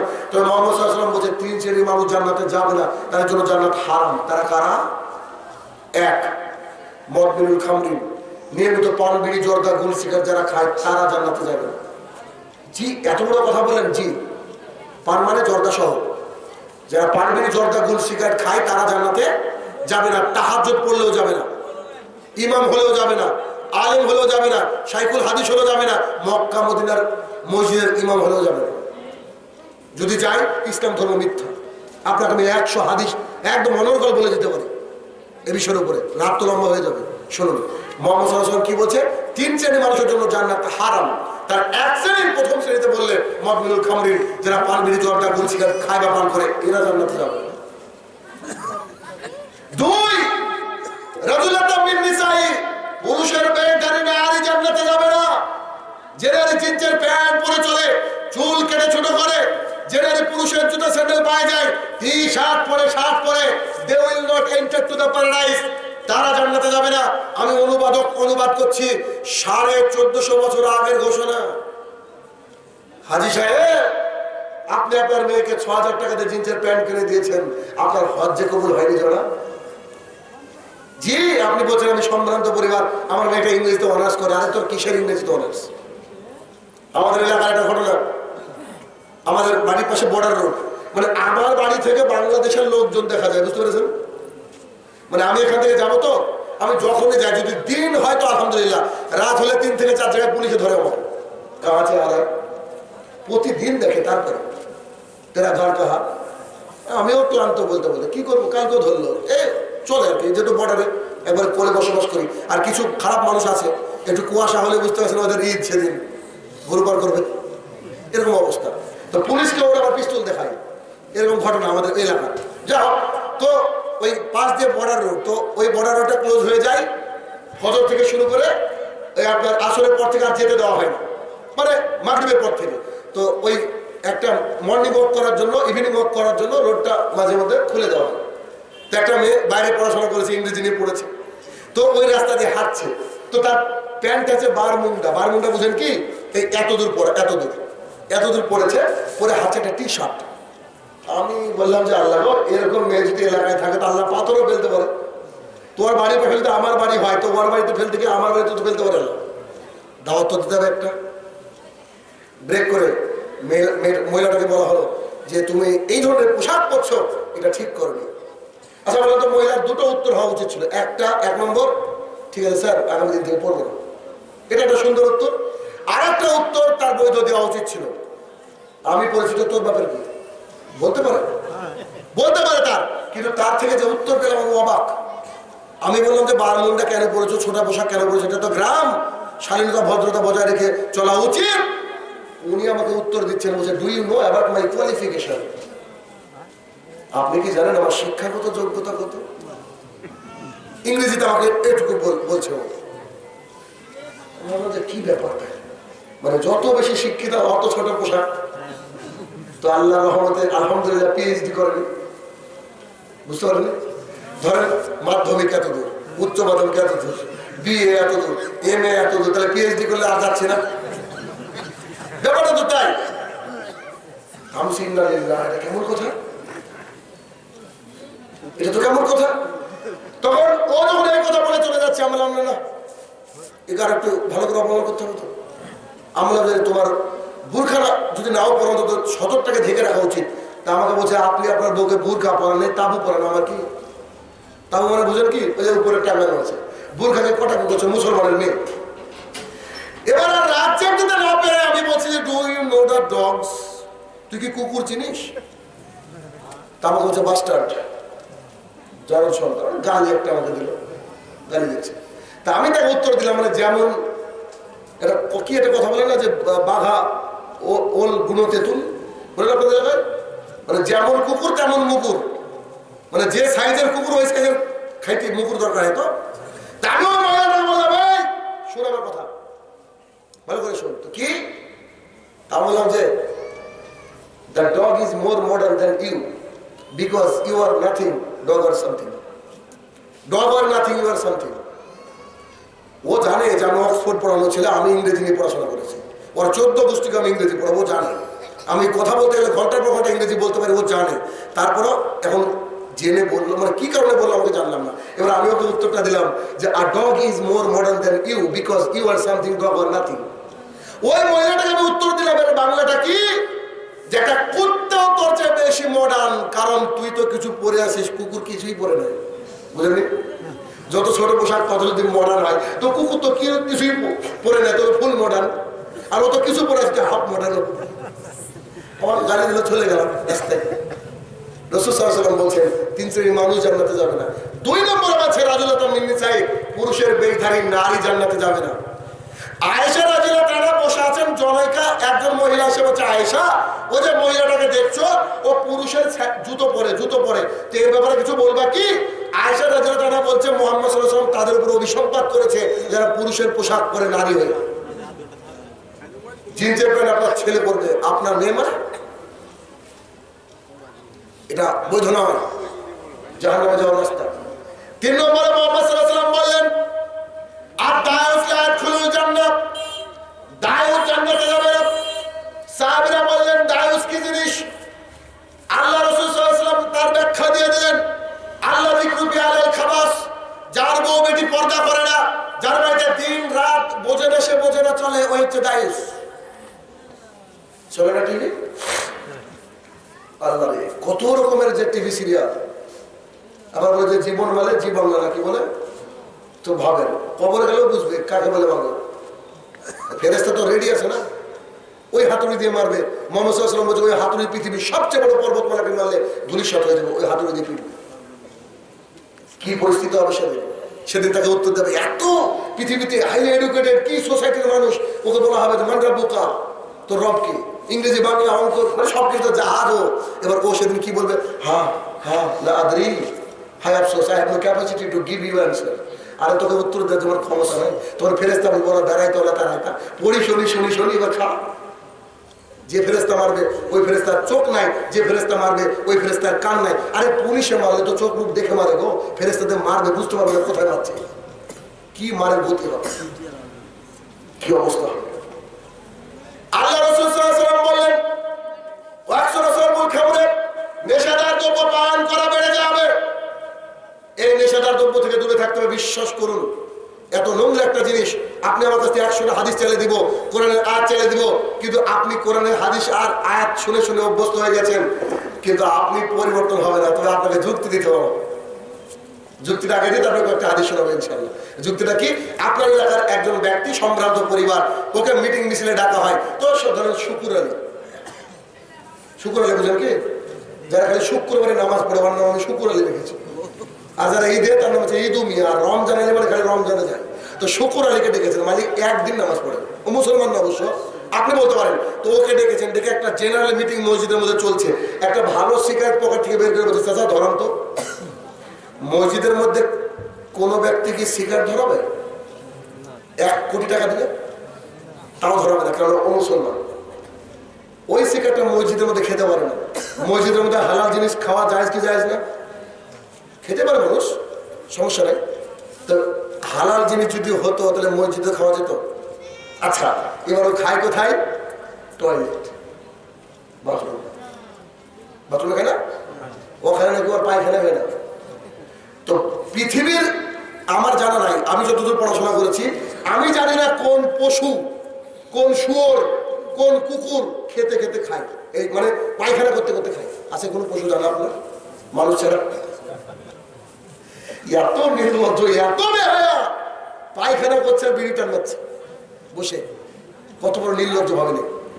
তাহলে পায়খানা যখন ঢুকেন তখন দোয়া পড়েন একটা, মনে নাই? বলেন। তার মানে শয়তান আছে ওখানে, তাই না? শয়তানের কাছ থেকে পালা চাইছেন, তো শয়তানের ঘরে তো শয়তানের জিনিস খেতে পারেন, স্বাভাবিক কথা। ছেড়ে দিতে হবে এটা। কেন? মুসলিম শরীফের হাদিস, রাসূল সাল্লাল্লাহু আলাইহি ওয়াসাল্লাম বলেছেন, ইন্নাল্লাহা তাইয়্যিবুন, আল্লাহ হচ্ছে পবিত্র, আল্লাহ সুবহানাহু ওয়া তাআলা পবিত্র, তিনি পবিত্র ছাড়া কিছু গ্রহণ করবেন না। আর আবু দারদা রাদিয়াল্লাহু আনহু قال رسول الله صلى الله عليه وسلم, আবু দারদা রাদিয়াল্লাহু আনহু বলেন, রাসূল সাল্লাল্লাহু আলাইহি ওয়াসাল্লাম বলেছেন, লা ইয়াদখুলুল জান্নাতা মাদমুনুল খামরিন, নিয়মিত পান বিড়ি জর্দা গুলখোর খৈনিখোর গাঁজাখোর এরা জান্নাতে যাবে না। আর আবু হুরায়রা রাদিয়াল্লাহু আনহু قال رسول الله صلى الله عليه وسلم, আবু হুরায়রা রাদিয়াল্লাহু আনহু বলেন, রাসূল সাল্লাল্লাহু আলাইহি ওয়াসাল্লাম বলেছেন, কি বলেছেন? লা ইয়াদখুলুল জান্নাতা জাসাদা, ওই দেহ জান্নাতে যাবে না, গুদিয়া বিল হারাম, যে দেহ বন্ধনের টাকায় গড়ে উঠেছে, লোন, বন্ধনের লোন নিয়ে গড়ে উঠেছে, গ্রুপ লোন নিয়ে গড়ে উঠেছে। আছে নাকি বন্ধন? তিরমিজির হাদিস, রাসূল সাল্লাল্লাহু আলাইহি ওয়াসাল্লাম বলেছে, 1 টাকা সুদ খেলে 70টা পাপ হয়। কটা বলেন? 70টা পাপ হয়। সবচেয়ে নিচের পাপ হচ্ছে নিজের মায়ের সঙ্গে জিনা করা। যার বাড়িতে বন্ধন রয়েছে, ও ছেলেটা ওর মার সাথে সহবাস করে প্রতিদিন। এত ভালো ছেলে তো পাওয়া মুশকিল। দায়িত্ব আপনার, ছাড়বেন কিনা? আল্লাহ সুবহানাহু ওয়া তাআলা বলছেন, কি বলছেন? ফাদারু বিহারবিন মিনাল্লাহি ওয়া রাসূলিহি, যে আয়াত শোনার পর বন্ধন ছাড়লো না, গ্রুপ লোন ছাড়লো না, সে আল্লাহ আর আল্লাহর রাসূলের সাথে যুদ্ধ ঘোষণা করলো। যে কোন বাপের বেটা আছে যে আল্লাহ আল্লাহ রাসূলের সাথে যুদ্ধ ঘোষণা করে? যে যার বাড়িতে বন্ধন আছে, ও প্রতিদিন আল্লাহকে বলে, we are ready to fight, come. সে বলে, তার বলা লাগে না, কিন্তু সে বলে। আল্লাহ বলছেন যে তুমি ছেড়ে দাও এইগুলা, যদি মুমিন হয়ে থাকো। যদি মুমিন না হও, তাহলে আল্লাহ আর আল্লাহ রাসূলের সাথে যুদ্ধের জন্য প্রস্তুত থাকো। এত নোংরা জিনিস। আজকে ইহুদি খ্রিস্টানরা বুঝতে পেরেছে যে এই মুসলমানদেরকে ধ্বংসের রাস্তাতে সুদ, এই জন্য বন্ধন নামক কিছু দিয়েছে। আপনার দাদার 7টা 8টা সন্তান, 10-11টা সন্তান আছে না একটা মানুষের, হাল চাষ করতো, তার বাড়িতে অভাব কোনোদিন ঢুকেনি, আর আপনার 3টে ছেলের মধ্যে 2টো মাস্টার, তারপর আপনার নাকি বন্ধন দেওয়া লাগে, আপনার কপাল পোড়া।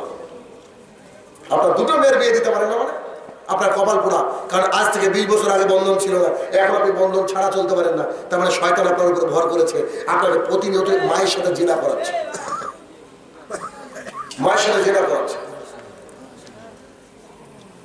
আবু হুরায়রা রাদিয়াল্লাহু তাআলা বলেন, রাসূল সাল্লাল্লাহু আলাইহি ওয়াসাল্লাম বলেছেন, লা ইয়াদখুলুল জান্নাতা লাহমুন, আরে দেহ হলো। এখন মুহাম্মদ সাল্লাল্লাহু আলাইহি ওয়াসাল্লাম বলেছে, ওই গোশত জান্নাতে যাবে না, মিনাল সুহতি, যে গোশত হারাম খেয়ে গড়ে উঠেছে। পান বিড়ি জর্দা খেয়েছেন, যাবেন না জান্নাতে। বন্ধনের টাকায় আপনার ছেলে সংসার চালায়, যাবেন না জান্নাতে। ঘুষ দিয়ে আপনার ছেলে চাকরি করে, যাবেন না। আমি অবাক হয়ে যাই, আমি তো এইসব ধরনের ব্যাচগুলো পড়াই, মানে WBCS থেকে শুরু করে, পুলিশ ডিপার্টমেন্ট থেকে শুরু করে, বড় বড় ছেলে মেয়েদেরকে আমাকে পড়াতে হয়। তো আপনার এই টেট পড়াতে হচ্ছে, কালকে ধরে পড়ানো হচ্ছে, বুঝতে পেরেছেন? কখন যাবো বাড়িতে পড়াতে হবে। তো তারা পড়াচ্ছে, এক ছাত্র আমাকে বলছে, স্যার 7 লাখ টাকা ঘুষ দিয়ে প্রাইমারি চাকরি করা যাবে কি? তার বললাম যে তোর সার্টিফিকেট সহ তোকে জ্বালিয়ে দেওয়া উচিত। 7 লাখ টাকা যদি কারোর থাকে, তো কাপড়ের দোকান দিলে প্রতি মাসে 30-40 হাজার টাকা করে ইনকাম হবে, কি হবে না? ও কত বড় বেকুব, ও তো অঙ্কই বোঝে না, ও মাস্টারে কি করবে? আরে হারাম হলে ওটা পরে থাকলো। 7 লাখ টাকা, 8 লাখ টাকা, 10 লাখ টাকা পর্যন্ত ঘুষ দিয়ে তারা চাকরি করে। এই ভাত খেয়ে জান্নাতে যাওয়ার আশা করা যাবে না। হাতুড়ি খেতে হবে কবরে, কবরে হাতুড়ি খেতেই হবে। এই যে নেশাদার দ্রব্য আমাদের সমাজে এমন ছেয়ে গিয়েছে, বিড়িকে নেশা মনেই করে না মানুষ। খেয়াল করে দেখবেন, বিড়িটা নেশা ভাবে না, সবারই সামনে খায়। ওরা যদি একটা শুয়োরকে দেন খাবে না, একটা কুকুরকে দেন খাবে না, আপনি আমি খাচ্ছি। কত বড় ভয়াবহ পরিস্থিতি। বিশ্বাস করুন, আল্লাহর রাস্তায় ছেড়ে দিন। যদি না ছাড়েন, আরেকটা হাদিস আবু হুরায়রা রাদিয়াল্লাহু তাআলা বলেন, রাসূল সাল্লাল্লাহু আলাইহি সাল্লাম বলেছেন, কোন ব্যক্তি পান বিড়ি জর্দা গোল সিগারেট খাচ্ছে, মানে নেশাদার দ্রব্য পান করছে, এখন মারা গেলে জাহান্নাম। ভালো করে বুঝবেন, নেশাদার দ্রব্য পান করা অবস্থায়, জেনা করা অবস্থায়, চুরি করা অবস্থায় মরলে কি জাহান্নাম। এই রানিং অবস্থায় করলে জাহান্নাম। কিন্তু সে আল্লাহকে বলছে, হে আমার প্রতিপালক, শাহিনুর রহমানের বক্তৃতা সামনে আসলো, আমাকে ক্ষমা করে দাও, আর জীবনে বিড়ি খাবো না, যা পকেটে চলে ভেঙে ফেললাম, আর বিড়ি খাবো না, আল্লাহ আমাকে ক্ষমা করে দাও। তো এখন থেকে 40 দিন কাবাতে নামাজ পড়লে কবুল হবে না। বুঝতে পারেন কথা? জর্দা খেয়েছে, খৈনি খেয়েছে, শাহিনুর ভাই হুজুরের হবে না, জি হুজুরের হবে না। তো এবার 40 দিন পর ইবাদত কবুল হতে শুরু করেছে, কিছুদিন পর আবার টান দিয়েছে, শাহিনুর রহমান চলে গেছে, বলে গেছে, আবার টান দিয়েছে, আবারও বক্তৃতা ফেসবুকে ভেঙে উঠেছে, আল্লাহ গো আই এম ভেরি সরি, এখন মরলে জাহান্নাম, 40 দিন ইবাদত কবুল হবে না। আবার বলছে, আল্লাহ গো খুব ভুল হয়ে গেছে, আমি আর খাবো না, এরকম দেখো আল্লাহর কসম করে বলছি খাবো না। আল্লাহ ক্ষমাকারীকে ভালোবাসেন। ওই ব্যক্তি আবার করেছে, ওই ব্যক্তি আবার করেছে, এরকম করে 4 বার করেছে। 5 বারের বেলায় রাসূল সাল্লাল্লাহু আলাইহি ওয়াসাল্লাম বলছে, ওর তওবার দরজা বন্ধ। কি কঠিন পরিস্থিতি আপনারা বুঝতে পারছেন। ওর তওবার দরজা বন্ধ হয়ে গিয়েছে। এবার রাসূল সাল্লাল্লাহু আলাইহি ওয়াসাল্লাম বলছে, কিয়ামতের মাঠে সূর্য হবে মাথা থেকে খুব নিকটে, মানুষ ঘামতে থাকবে পাপ অনুযায়ী, কারো ঘাম হাঁটু পর্যন্ত, কারো ঘাম টাকনু পর্যন্ত, কারো কোমর, কেউ সাঁতার খেলতে থাকবে ঘামে, পাপের ক্যাটাগরি অনুযায়ী মানুষ ঘামতে থাকবে। তো সেই দিন কলিজা ফেটে যাবে, তৃষ্ণায় কলিজা যখন ফেটে যাবে, ত্রাহি করবে একটু পানি খাওয়ার জন্য। যারা মুমিন তারা মুহাম্মদ সাল্লাল্লাহু আলাইহি ওয়াসাল্লামের হাত থেকে সরাসরি মানে লোটা থেকে পানি তুলে মুহাম্মদ সাল্লাল্লাহু আলাইহি ওয়াসাল্লাম দিবেন হাউজে কাউসারে পানি। সুবহানাল্লাহ বিহামদিহি। তো সেই সময় আপনার বুকটা যখন কলিজা যখন ফেটে যাবে, ওই মুহূর্তে আপনার জন্য আল্লাহ সুবহানাহু ওয়া তাআলা বিড়ি খাওয়ার জন্য, জর্দা খাওয়ার জন্য, খৈনি খাওয়ার জন্য একটা খাবার প্রস্তুত করে রেখেছেন, যার নাম হচ্ছে রাদাগাতুল খাবার, তিনাতুল খাবার, জিনাতুল খাবার। মানে ভালো খাবারের অনেক নাম হয়। আচ্ছা, আপনার বাড়িতে যদি আমি চৈত্র মাসের দুপুরে আসি, আপনি আমাকে অন্তত যদি শরবত না দেন, 1 গ্লাস ঠান্ডা পানি দেবেন কি দেবেন না? দিন আমরা প্রথমে একটু ঠান্ডা পানি দিত, এটা আমাদের ট্র্যাডিশন, উচিত। তো আপনাকে আপনার জন্য ওয়েলকাম ড্রিঙ্কের ব্যবস্থা আল্লাহ করেছে। কেন? এ বক্তৃতা শোনার পরেও বিড়ি খেয়েছেন তাই, এবার ওয়েলকাম ড্রিঙ্কের ব্যবস্থা করা হয়েছে। তো শোনেন একটু খাবারটা কি দিয়ে তৈরি, যে ওই মানুষের ঘাড়ে, বগলের তলে, পায়ে, জানে ফোড়া হয় না, ফোড়া কি বলে দেখলেন, ফোড়া বলেন, বড় বড় সাইজের, একদম এই সাইজের। ডাক্তার সাহেবের কাছে গিয়েছেন, একদম হাঁটতে পারেন না, লুঙ্গি পরে গিয়েছেন, লুঙ্গিটাকে উঁচু করে, ডাক্তার সাহেব এদের অবস্থা দেখেন, আমার এই অবস্থা। তো ডাক্তার সাহেব কথা বলতে বলতে ছাট করে একদম চাপ মেরেছে, আর ছলাৎ করে যে দুধে আলতা কালারের হেভি টেস্টি খাবার বেরিয়ে আসলো না, ওটার নাম কি? পুজ। জাহান্নামীদের রক্ত, পুজ, ঘাম, সবগুলোকে মিক্সার করে একটা ডেলিশিয়াস ওয়েলকাম ড্রিঙ্ক আপনার জন্য বানানো হবে। এবার আপনি যখন ওই তৃষ্ণায় কাতরে হা করবেন, ফেরেশতারা রেডি দেওয়ার জন্য। এত দুর্গন্ধ, মুখটাকে সরে নিতে চান, কিন্তু কলিজা ফেটে যাচ্ছে, করবেন কি? তারপরে 2-1 ফোঁটা যা পড়বে, সঙ্গে সঙ্গে ভিতরটা গলে যাবে, এই চামড়াগুলো খসে পড়বে, ভেতরে নাড়ি ভুড়ি যা আছে সব পেছনের দরজা দিয়ে আউট। ইনশাল্লাহ কালকে খাচ্ছেন নাকি? কালকে চলবে বিড়ি? যদি একটা লোক বিড়ি ছাড়ে, দাম ভাববো আমার 300 কিলোমিটার সার্থক। আমার এক খুদ ভাই বহু মানুষ বিড়ি ছেড়েছে, আলহামদুলিল্লাহ, বহু মানুষ দাড়ি ছেড়ে দিয়েছে। যদি আপনাদের কাছে চাষাবাদ একটু কম আছে মনে হচ্ছে, জমি খুব অনুর্বর নাকি?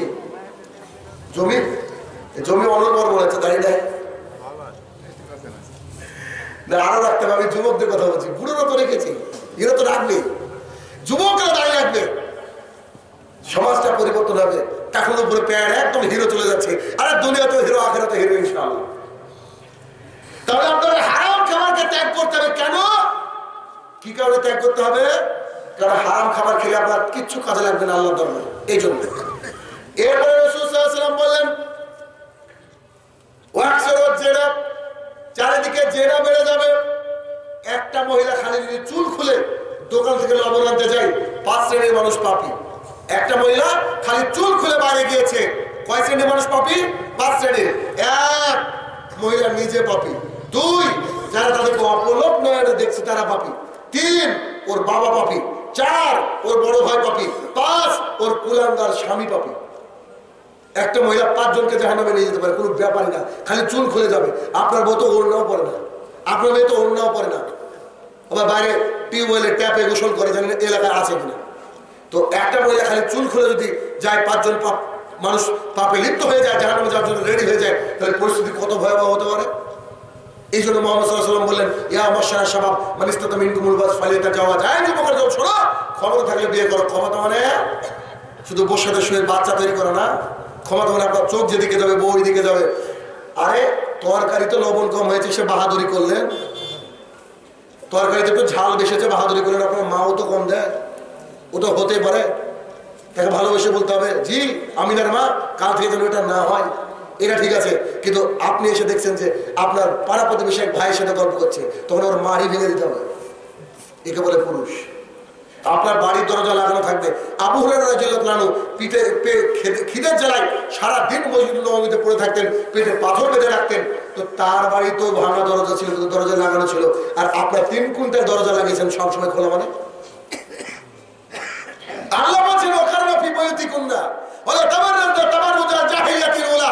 হায় মহিলারা শোনো, বাড়ির মধ্যে থেকে খবরদার বেরাবে না, জাহালাতের জামানার মতো মানুষকে দেখিয়ে বেড়াবে না, জাহালাতের জামানার মতো দেখে বেড়াবে না। এখন আপনাকে আমার প্রশ্ন, এই ধানগাড়া এলাকায় বলেন তো কত পার্সেন্ট মহিলা বোরকা পরে?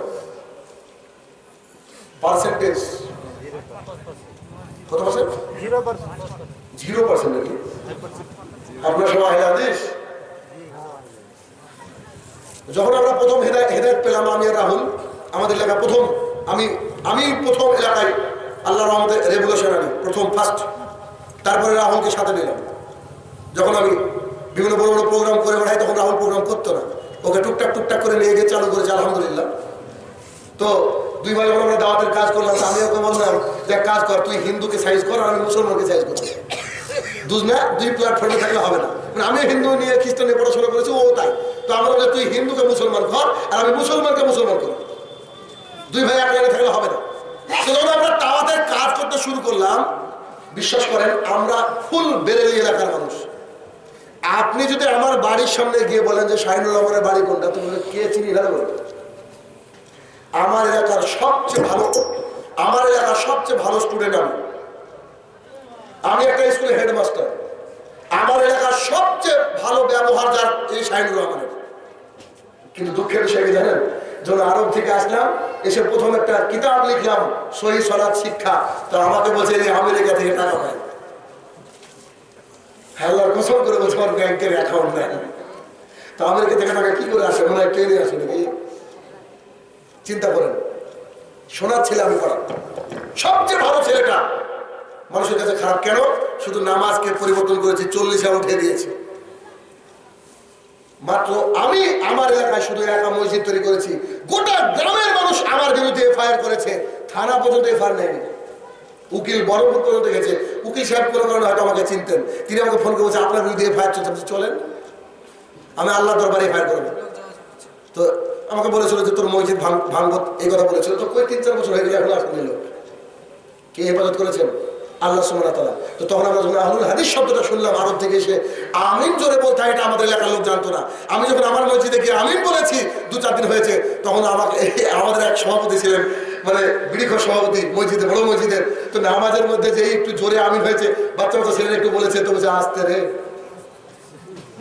নামাজের মধ্যে নামাজ যে শেষ হয়ে গিয়েছে, আমাকে বলছে এটা কোন ধর্ম, কোথা থেকে আনলি? আমিন কেন জোরে বলছিস? তা বললাম ওই যে আপনাদের কিতাবটা আছে না মুসলিম শরীফ, 810 থেকে 814 নম্বর হাদিস, এখনই বের করেন। তো কালকে গিয়ে দেখছি মুসলিম শরীফই নাই,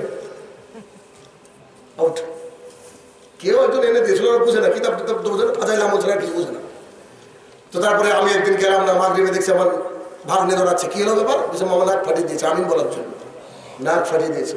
আমার ওই ভাগ্নের দোকান থেকে আমি বিড়ি তুলে দিয়েছি, আলহামদুলিল্লাহ। আমার বাপকে বলেছিলাম যে শিয়ালের মতো পুঁতে রাখবো, নামাজ না পড়লে, এখন পড়ে। বুঝতে পারেননি? তো আমরা যখন ভাবলাম যে আহলুল হাদিসকে দেখলে আমাদের বুকটা গর্বে ফুলে যাবে, বিশ্বাস করুন আপনাদেরকে যত দেখছি ইমান কমছে, আমাদের ঘাটতে হচ্ছে। এই ফিল্ডে এসে আমি এত চরম মানে তিক্ত অভিজ্ঞতার শিকার হয়েছি। কেননা ওই বাক্যটা আমার মনের মধ্যে খুবই নাড়া দেয়। ইমাম শাফি রহমতুল্লাহ বলছেন, যখন আমি কোনো আহলুল হাদিসের ব্যক্তিকে দেখি আমার মনে হয় স্বয়ং নবী করিম সাল্লাল্লাহু আলাইহি ওয়াসাল্লামকে দেখি। ব্লেড কাঁচি ছাড়া পূর্ণ হস্তক্ষেপ মুক্ত দাঁড়িয়ে থাকবে আহলুল হাদিসের মানুষের। প্যান্ট থাকবে টাকনুর উপরে, তাহাজ্জুদ গুজারি হবে, 5 ওয়াক্ত সালাত একদিন কাজা হবে এটাও ভাবতে পারে না, এরকম হবে আহলুল হাদিস। দাড়িবিহীন লোক নিজেকে আহলুল হাদিস দাবি করতে পারে না। আজকে আপনি যদি কোনোদিনও ওই জলঙ্গির বুকে যান, আমাদের একটা টিনের মসজিদ রয়েছে, দেখবেন খুতবা মাঝে মাঝে আমরা লাইভ দিই। তা আলহামদুলিল্লাহ এখন আমার খুতবা শোনার জন্য আলহামদুলিল্লাহ সুম্মা আলহামদুলিল্লাহ 150-200 কিলোমিটার দূর থেকে মানুষ আসে আমাদের এলাকায়। বহু বাইরে বাইরে থেকে কলকাতা থেকে লোকজন আসে। তো সেখানে এসে আমাদের যুবকগুলোকে দেখে কেঁদে ফেলে। প্রত্যেকটা যুবক আল্লাহ সুবহানাহু ওয়া তাআলা সুন্দর চেহারা করেছে, সবারই মুখে দাঁড়িয়ে, সবারই মুখে দাঁড়িয়ে টাকনুর উপরে প্যান্ট। আল্লাহর রহমতে আমাদের জুমাতেও যত ফজরে তত। যদি বাই চান্স কেউ জুমাতে মিস করে, তা আমাদের আবার কিছু টেকনিক আছে, কিছু ফল নিয়ে দেখতে চলে গেছে বাড়িতে। বুঝতে পারেননি? আসসালামু আলাইকুম। জি ওয়ালাইকুম। কে? শাহিনুর ভাই। জি আসেন। এই যে কি ব্যাপার ভাই? না আপনি অসুস্থ হয়ে পড়া হলাম, 4-6 মাস কামাই হবে না। বুঝতে পারেন? অপমান এটা, মানে ভালো কোয়ালিটির অপমান। তো আসলে ভাই কি করে বলে, জি আমি তো যাইনি, ঠিক আছে, কিন্তু কামাই করিনি। মানে আমি সূর্য ওঠার আগে পড়েছি, জিনের চলবে না যে, মসজিদে উপস্থিত হতে হবে যে। এই যে রাতের পর রাত প্রোগ্রাম করে আল্লাহর রহমতে 2012 সাল থেকে আজ পর্যন্ত নামাজ কাজা হয়েছে বলে আমার জানা নেই। আমার কথা বলছি, এই ক্ষুদ্র নগণ্য আল্লাহর একটা মানে গোলাম বসে আছে আপনার সামনে। আমার কথা বলছি, 2012 সাল থেকে আজ পর্যন্ত ফজরের নামাজ জামাতে পড়িনি, কাজা হয়েছে, এটা আমার মনে পড়ে। কেন? আল্লাহর ভয় আছে। আমি বহু বক্তাকে দেখেছি, যদি আমি কোথাও থাকিনি, আমি প্রোগ্রাম করে এক্ষুনি বাড়ি চলে যাবো ইনশাল্লাহ নেমে, কিন্তু আমি অনেক বক্তাকে দেখেছি বা শুনেছি ফজরের নামাজই পড়েন। ওবার বক্তা কেন? ও তো দুনিয়ায় মেতে আছে। শুরুতে বলেছিলাম কথাটা মনে আছে যে বহু বক্তারা নামাজ পড়েন, জামাত তো দূরে কথা, নামাজই পড়তে না। কেন? আল্লাহ রাস্তায় আছে, ভাবছে ও দেশ না, এসবগুলো না। তাহলে আপনার যে আহলুল হাদিস, আপনাদেরকে দেখে আমরা শিখবো। আমাদের ইসরা, আমাদের ইসলামিক সোশ্যাল রিফর্মার্স অ্যাসোসিয়েশন, আমাদের যে গ্রুপ রয়েছে, এই গ্রুপের এমন একজন পুরুষকে পাবেন না যার বউ বেপরদা। আপনাকে আমি একটা জুমার দিনের একটা ঘটনা আপনাকে বলছি, একটা মিনিট সময় লাগবে।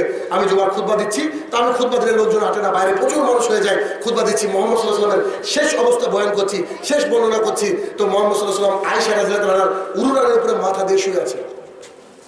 আব্দুর রহমান ঢুকলেন সেই ঘরের মধ্যে, আয়েশা রাদিয়াল্লাহু তাআলার ভাই, তার হাতে ছিল মেশওয়াক। মুহাম্মদ সাল্লাল্লাহু আলাইহি ওয়াসাল্লাম বারবার ওই আব্দুর রহমানের দিকে তাকাচ্ছিল। আয়েশা রাদিয়াল্লাহু তাআলা বুঝতে পারলেন যে তিনি মেশওয়াক চাইছেন কোথায়। তিনি একটা মেশওয়াককে আনালেন, মুহাম্মদ সাল্লাল্লাহু আলাইহি ওয়াসাল্লামকে দিলেন।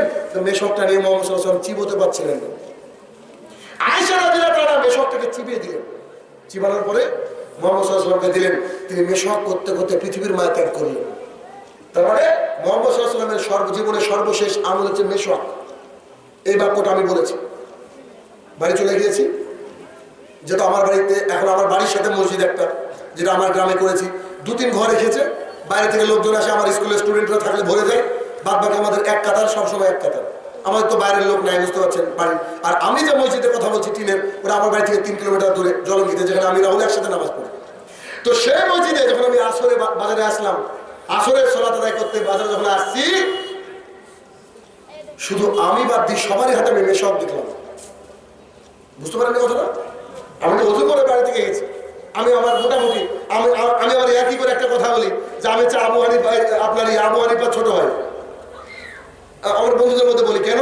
আমার খুব অজু থাকে। মেন কথা, অজু ভেঙে গেলে আমি করে নি অজু। আল্লাহ কখন মালা কখন মঠকে পাঠিয়ে দেয়, সবসময় আমার অজু থাকে মোটামুটি। তো আমাকে দেখে মনে হলো যে ও আপনার তো অজু লাগে না, আপনি আবু হানিফা ছোট ভাই। মনে হয় যে এক অজুতে ঈশা থেকে ফজর মিথ্যা কথা বলে না। ওটা নিয়ে একটু মজা করে আমরা, মজাও করে আমরা হাদিস করে নিই, আলহামদুলিল্লাহ, এমন নয়। তো এসে দেখছি প্রত্যেকের হাতে মেশওয়াক। আমি বললাম আলহামদুলিল্লাহ, দেখেন খুতবা, এটা হচ্ছে কাজ, এটা যে খুতবা কাজ পরিবর্তন করতে হবে সমাজকে। এরকম ভাবে যেদিন দাড়ির কথা বলেছি, আলহামদুলিল্লাহ, একজন লোকের এত বড় দাড়ি, এত বড়। আমাদের এলাকার করাপ্টেড মানুষ যে পিস্তুলের ব্যবসা করতো, আলহামদুলিল্লাহ আমার খুতবাই সে পরিবর্তন হয়ে এত বড় দাড়ি রেখেছে। এখন রাস্তা রাস্তা আপনার ওই তেল বিক্রি করে ওরা। সম্ভ্রান্ত পরিবার, 1.5 লাখ 2 লাখ টাকা মাসে ইনকাম ছিল খালি সুদের টাকায়। এক বক্তৃতায় সে খাতা পুড়িয়ে দিয়েছে। এক লোক ছিল নাস্তিক, এত বড় দাঁড়িয়ে রেখেছে, আলহামদুলিল্লাহ সে ওই খুতবা শুনে দাঁড়িয়ে রেখেছে। পরিবর্তন কিভাবে হয়েছে দেখুন তো। এত বড় দাঁড়িয়ে লোক রাহুলকে জিজ্ঞাসা করেছে যে দাড়ি কি কাটা যায়, তো বলেছে যে 10টা হাদিস রয়েছে এক মুষ্টি রেখে দাড়ি কাটা যায়। উনি বুখারী শরীফ নিয়ে ঘুরে বেড়াচ্ছেন। তা আমি মসজিদে ঢুকছি, আমাকে দেখলে মোটামুটি মানুষ ভয় করে, মোটামুটি ভয় করে। তা আমি যখন ঢুকছি হাতে বুখারী শরীফ, বলো জানাব আমার বাবার চেয়ে বয়সে বড় হবে উনি, হাতে বুখারী শরীফ বলে হাদিস কি দরকার বলেন, আমার মাথায় তো আছে বুখারী শরীফ, বলে দিচ্ছি। না না আপনারা বলা যাবে না, না বলতে তো হবে। কি কি খুঁজছেন? বলে এক মুষ্টি দাড়ি রেখে দাড়ি কাটা যাবে হাদিস খুঁজছি। আমার কে বলেছে? তো বলছে ডক্টর জাকির নায়ক। ওরা হলেন নামাজ করেন, তার মানে ডক্টর জাকির নায়ক নিজে কিন্তু দাড়ি কাটেননি। আর মোহাম্মদ সাল্লাল্লাহু আলাইহি ওয়াসাল্লাম বলছে এই ফাউল্লোহা ওয়াসুস সারেক, দাড়িটাকে ছেড়ে দাও, গোপটাকে ছাটো। তো গোপ ছাড়তে বললেন, দাড়িটাকে ছাড়তে বললেন, তো এই তলে আর এই উপরগুলো কি চুল নাকি? চাষের কেন পুরোপুরি দাড়ি হারাতে ছেড়ে দেবেন? তো বলে যে জীবনে আর পড় হই না, দেখেন আমি দাড়ি কাটবো না। যান জি, এরকম রাগ করা ভালো, এরকম রাগ করা ভালো। তো বিষয় হচ্ছে তাই। অথচ আপনাদেরকে দেখলে আমাদের ইমানে ঘাটতি হয়েছে কেন? আমি জানছি আহলুল হাদিস মানে প্রত্যেকের বউ থাকবে প্যাকেট করে থাকবে, কিন্তু আজকে অবস্থাটা এরকম। এই জন্য মুহাম্মদ সাল্লাল্লাহু আলাইহি ওয়াসাল্লাম কি বললেন? কিয়ামতের পূর্বে অন্যতম লক্ষণের একটা লক্ষণ হচ্ছে কি?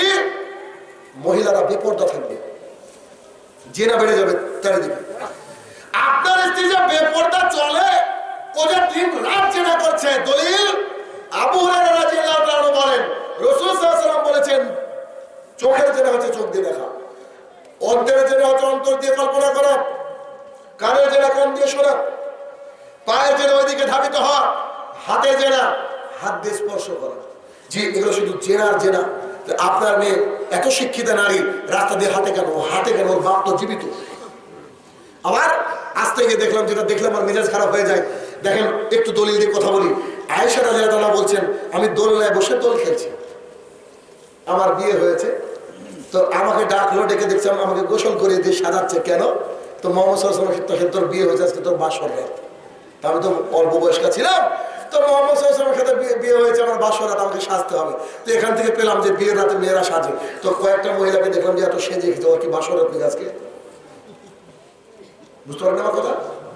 ওর বাসর রাত নাকি? ও আসলো কেন সেজে এখানে? ও পুরোপুরি ঢেকে আসবে।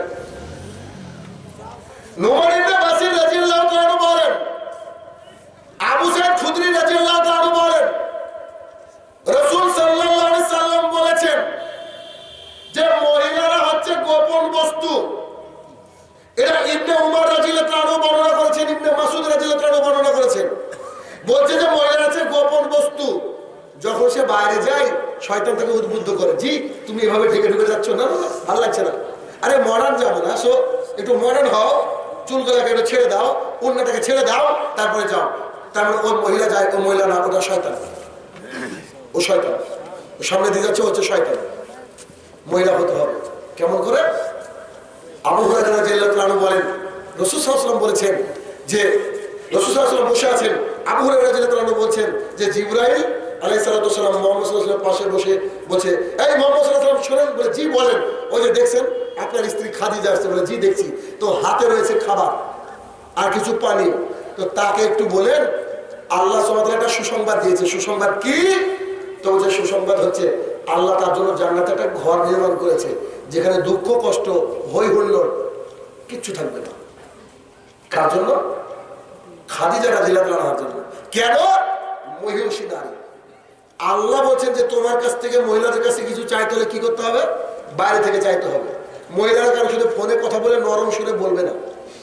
মহিলা বাড়িতে রয়েছে আর আপনার বাড়িতে একজন ছেলে, ইয়াং ছেলে, সে বলছে ভাবি ভাই নাই, তোরা জিরা তোমার তো ভাই নাই, চলে একটু গল্প করি, আছে না?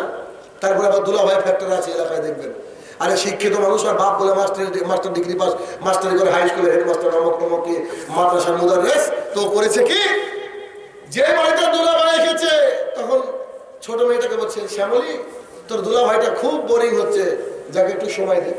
বলে তো শিয়ালের কাছে মুরগি পোষণে যদি থাকে, দুলা ভাই কখনো ভাই হয়? জি ভাই হয়, একটু সুযোগ দিয়ে দেখবেন কি হয়। তোর বাপ মাস্টার ডিগ্রি পাস করানো দিয়ে জানালো, ও বলছে তোর দুলা ভাই একা একা বোরিং হচ্ছে, সো তুই একটু যা গিয়ে দুলা ভাইকে সাথ দে। তো ঠিক আছে, ও সাথ দিয়েছে। কিছুদিন পর বড় মেয়ে বাড়িতে, ছোট মেয়ে নাই, দুলা ভাই হাজবেন্ড না, বুঝলি দুলা ভাই এখন স্বামী। কি পরিস্থিতি! তো কি করতে হবে? মহিলাদেরকে ঢাকতে হবে। কেননা মুহাম্মদ সাল্লাল্লাহু আলাইহি ওয়াসাল্লাম বলছেন এই গোটা পৃথিবীটা হচ্ছে সম্পদ, গোটা পৃথিবীটা হচ্ছে সম্পদ, তার মধ্যে অন্যতম শ্রেষ্ঠ সম্পদ হচ্ছে আল মারাতুস সালিহা, নেককার বিবি। নেককার বিবি গোটা পৃথিবীর অন্যতম মানে সম্পদ। অপর হাদিসে রাসূল সাল্লাল্লাহু আলাইহি ওয়াসাল্লাম বলেন আমি মারা যাওয়ার পরে এত বড় ফিতনা আর রেখে যাচ্ছি না, সেই ফিতনা হচ্ছে নারীর ফিতনা। নারী থেকে তোমরা বেঁচে থেকো, নইলে তোমাদেরকে যেমন বনী ইসরাঈলদেরকে ধ্বংস করা হয়েছিল তোমাদেরকে ধ্বংস করে দেওয়া হবে। নারী ফিতনা এত ডেঞ্জারাস।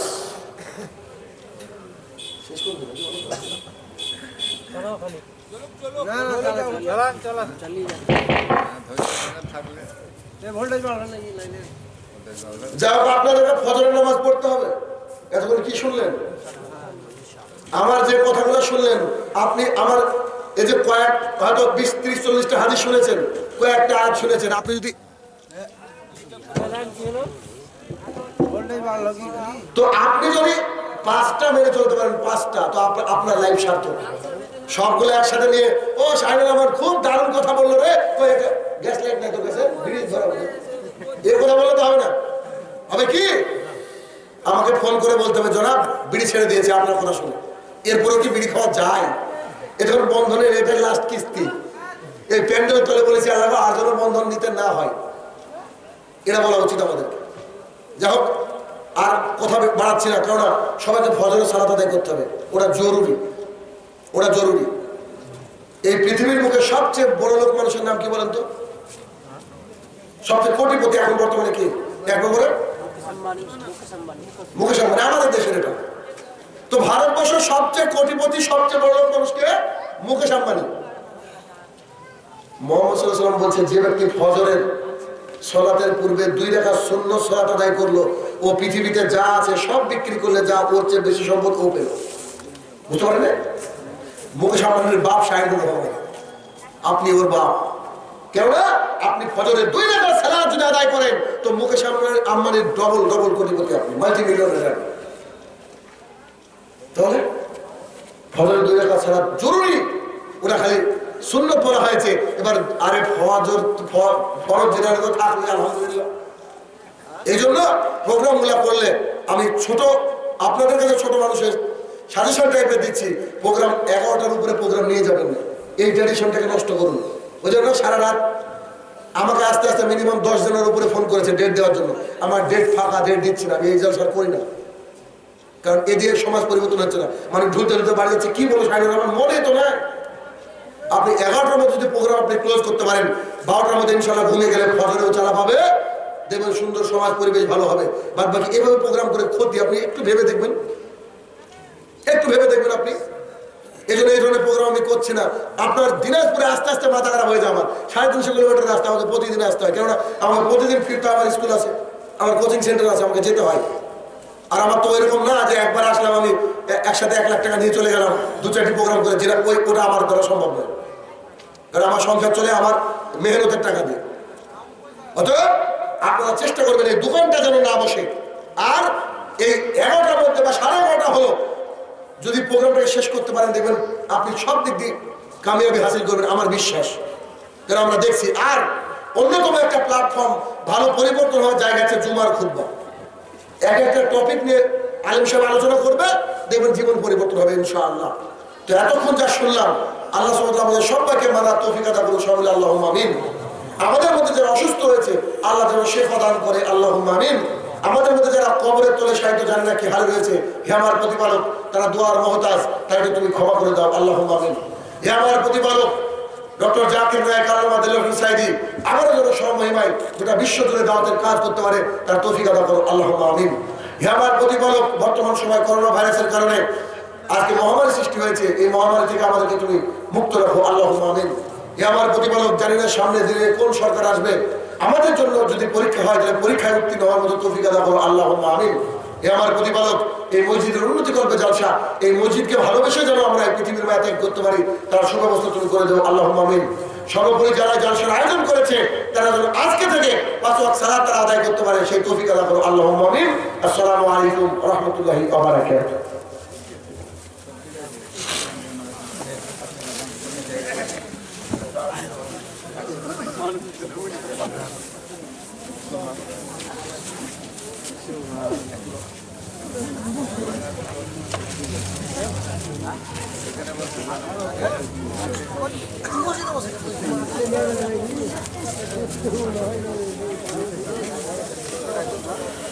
सारे वाटा है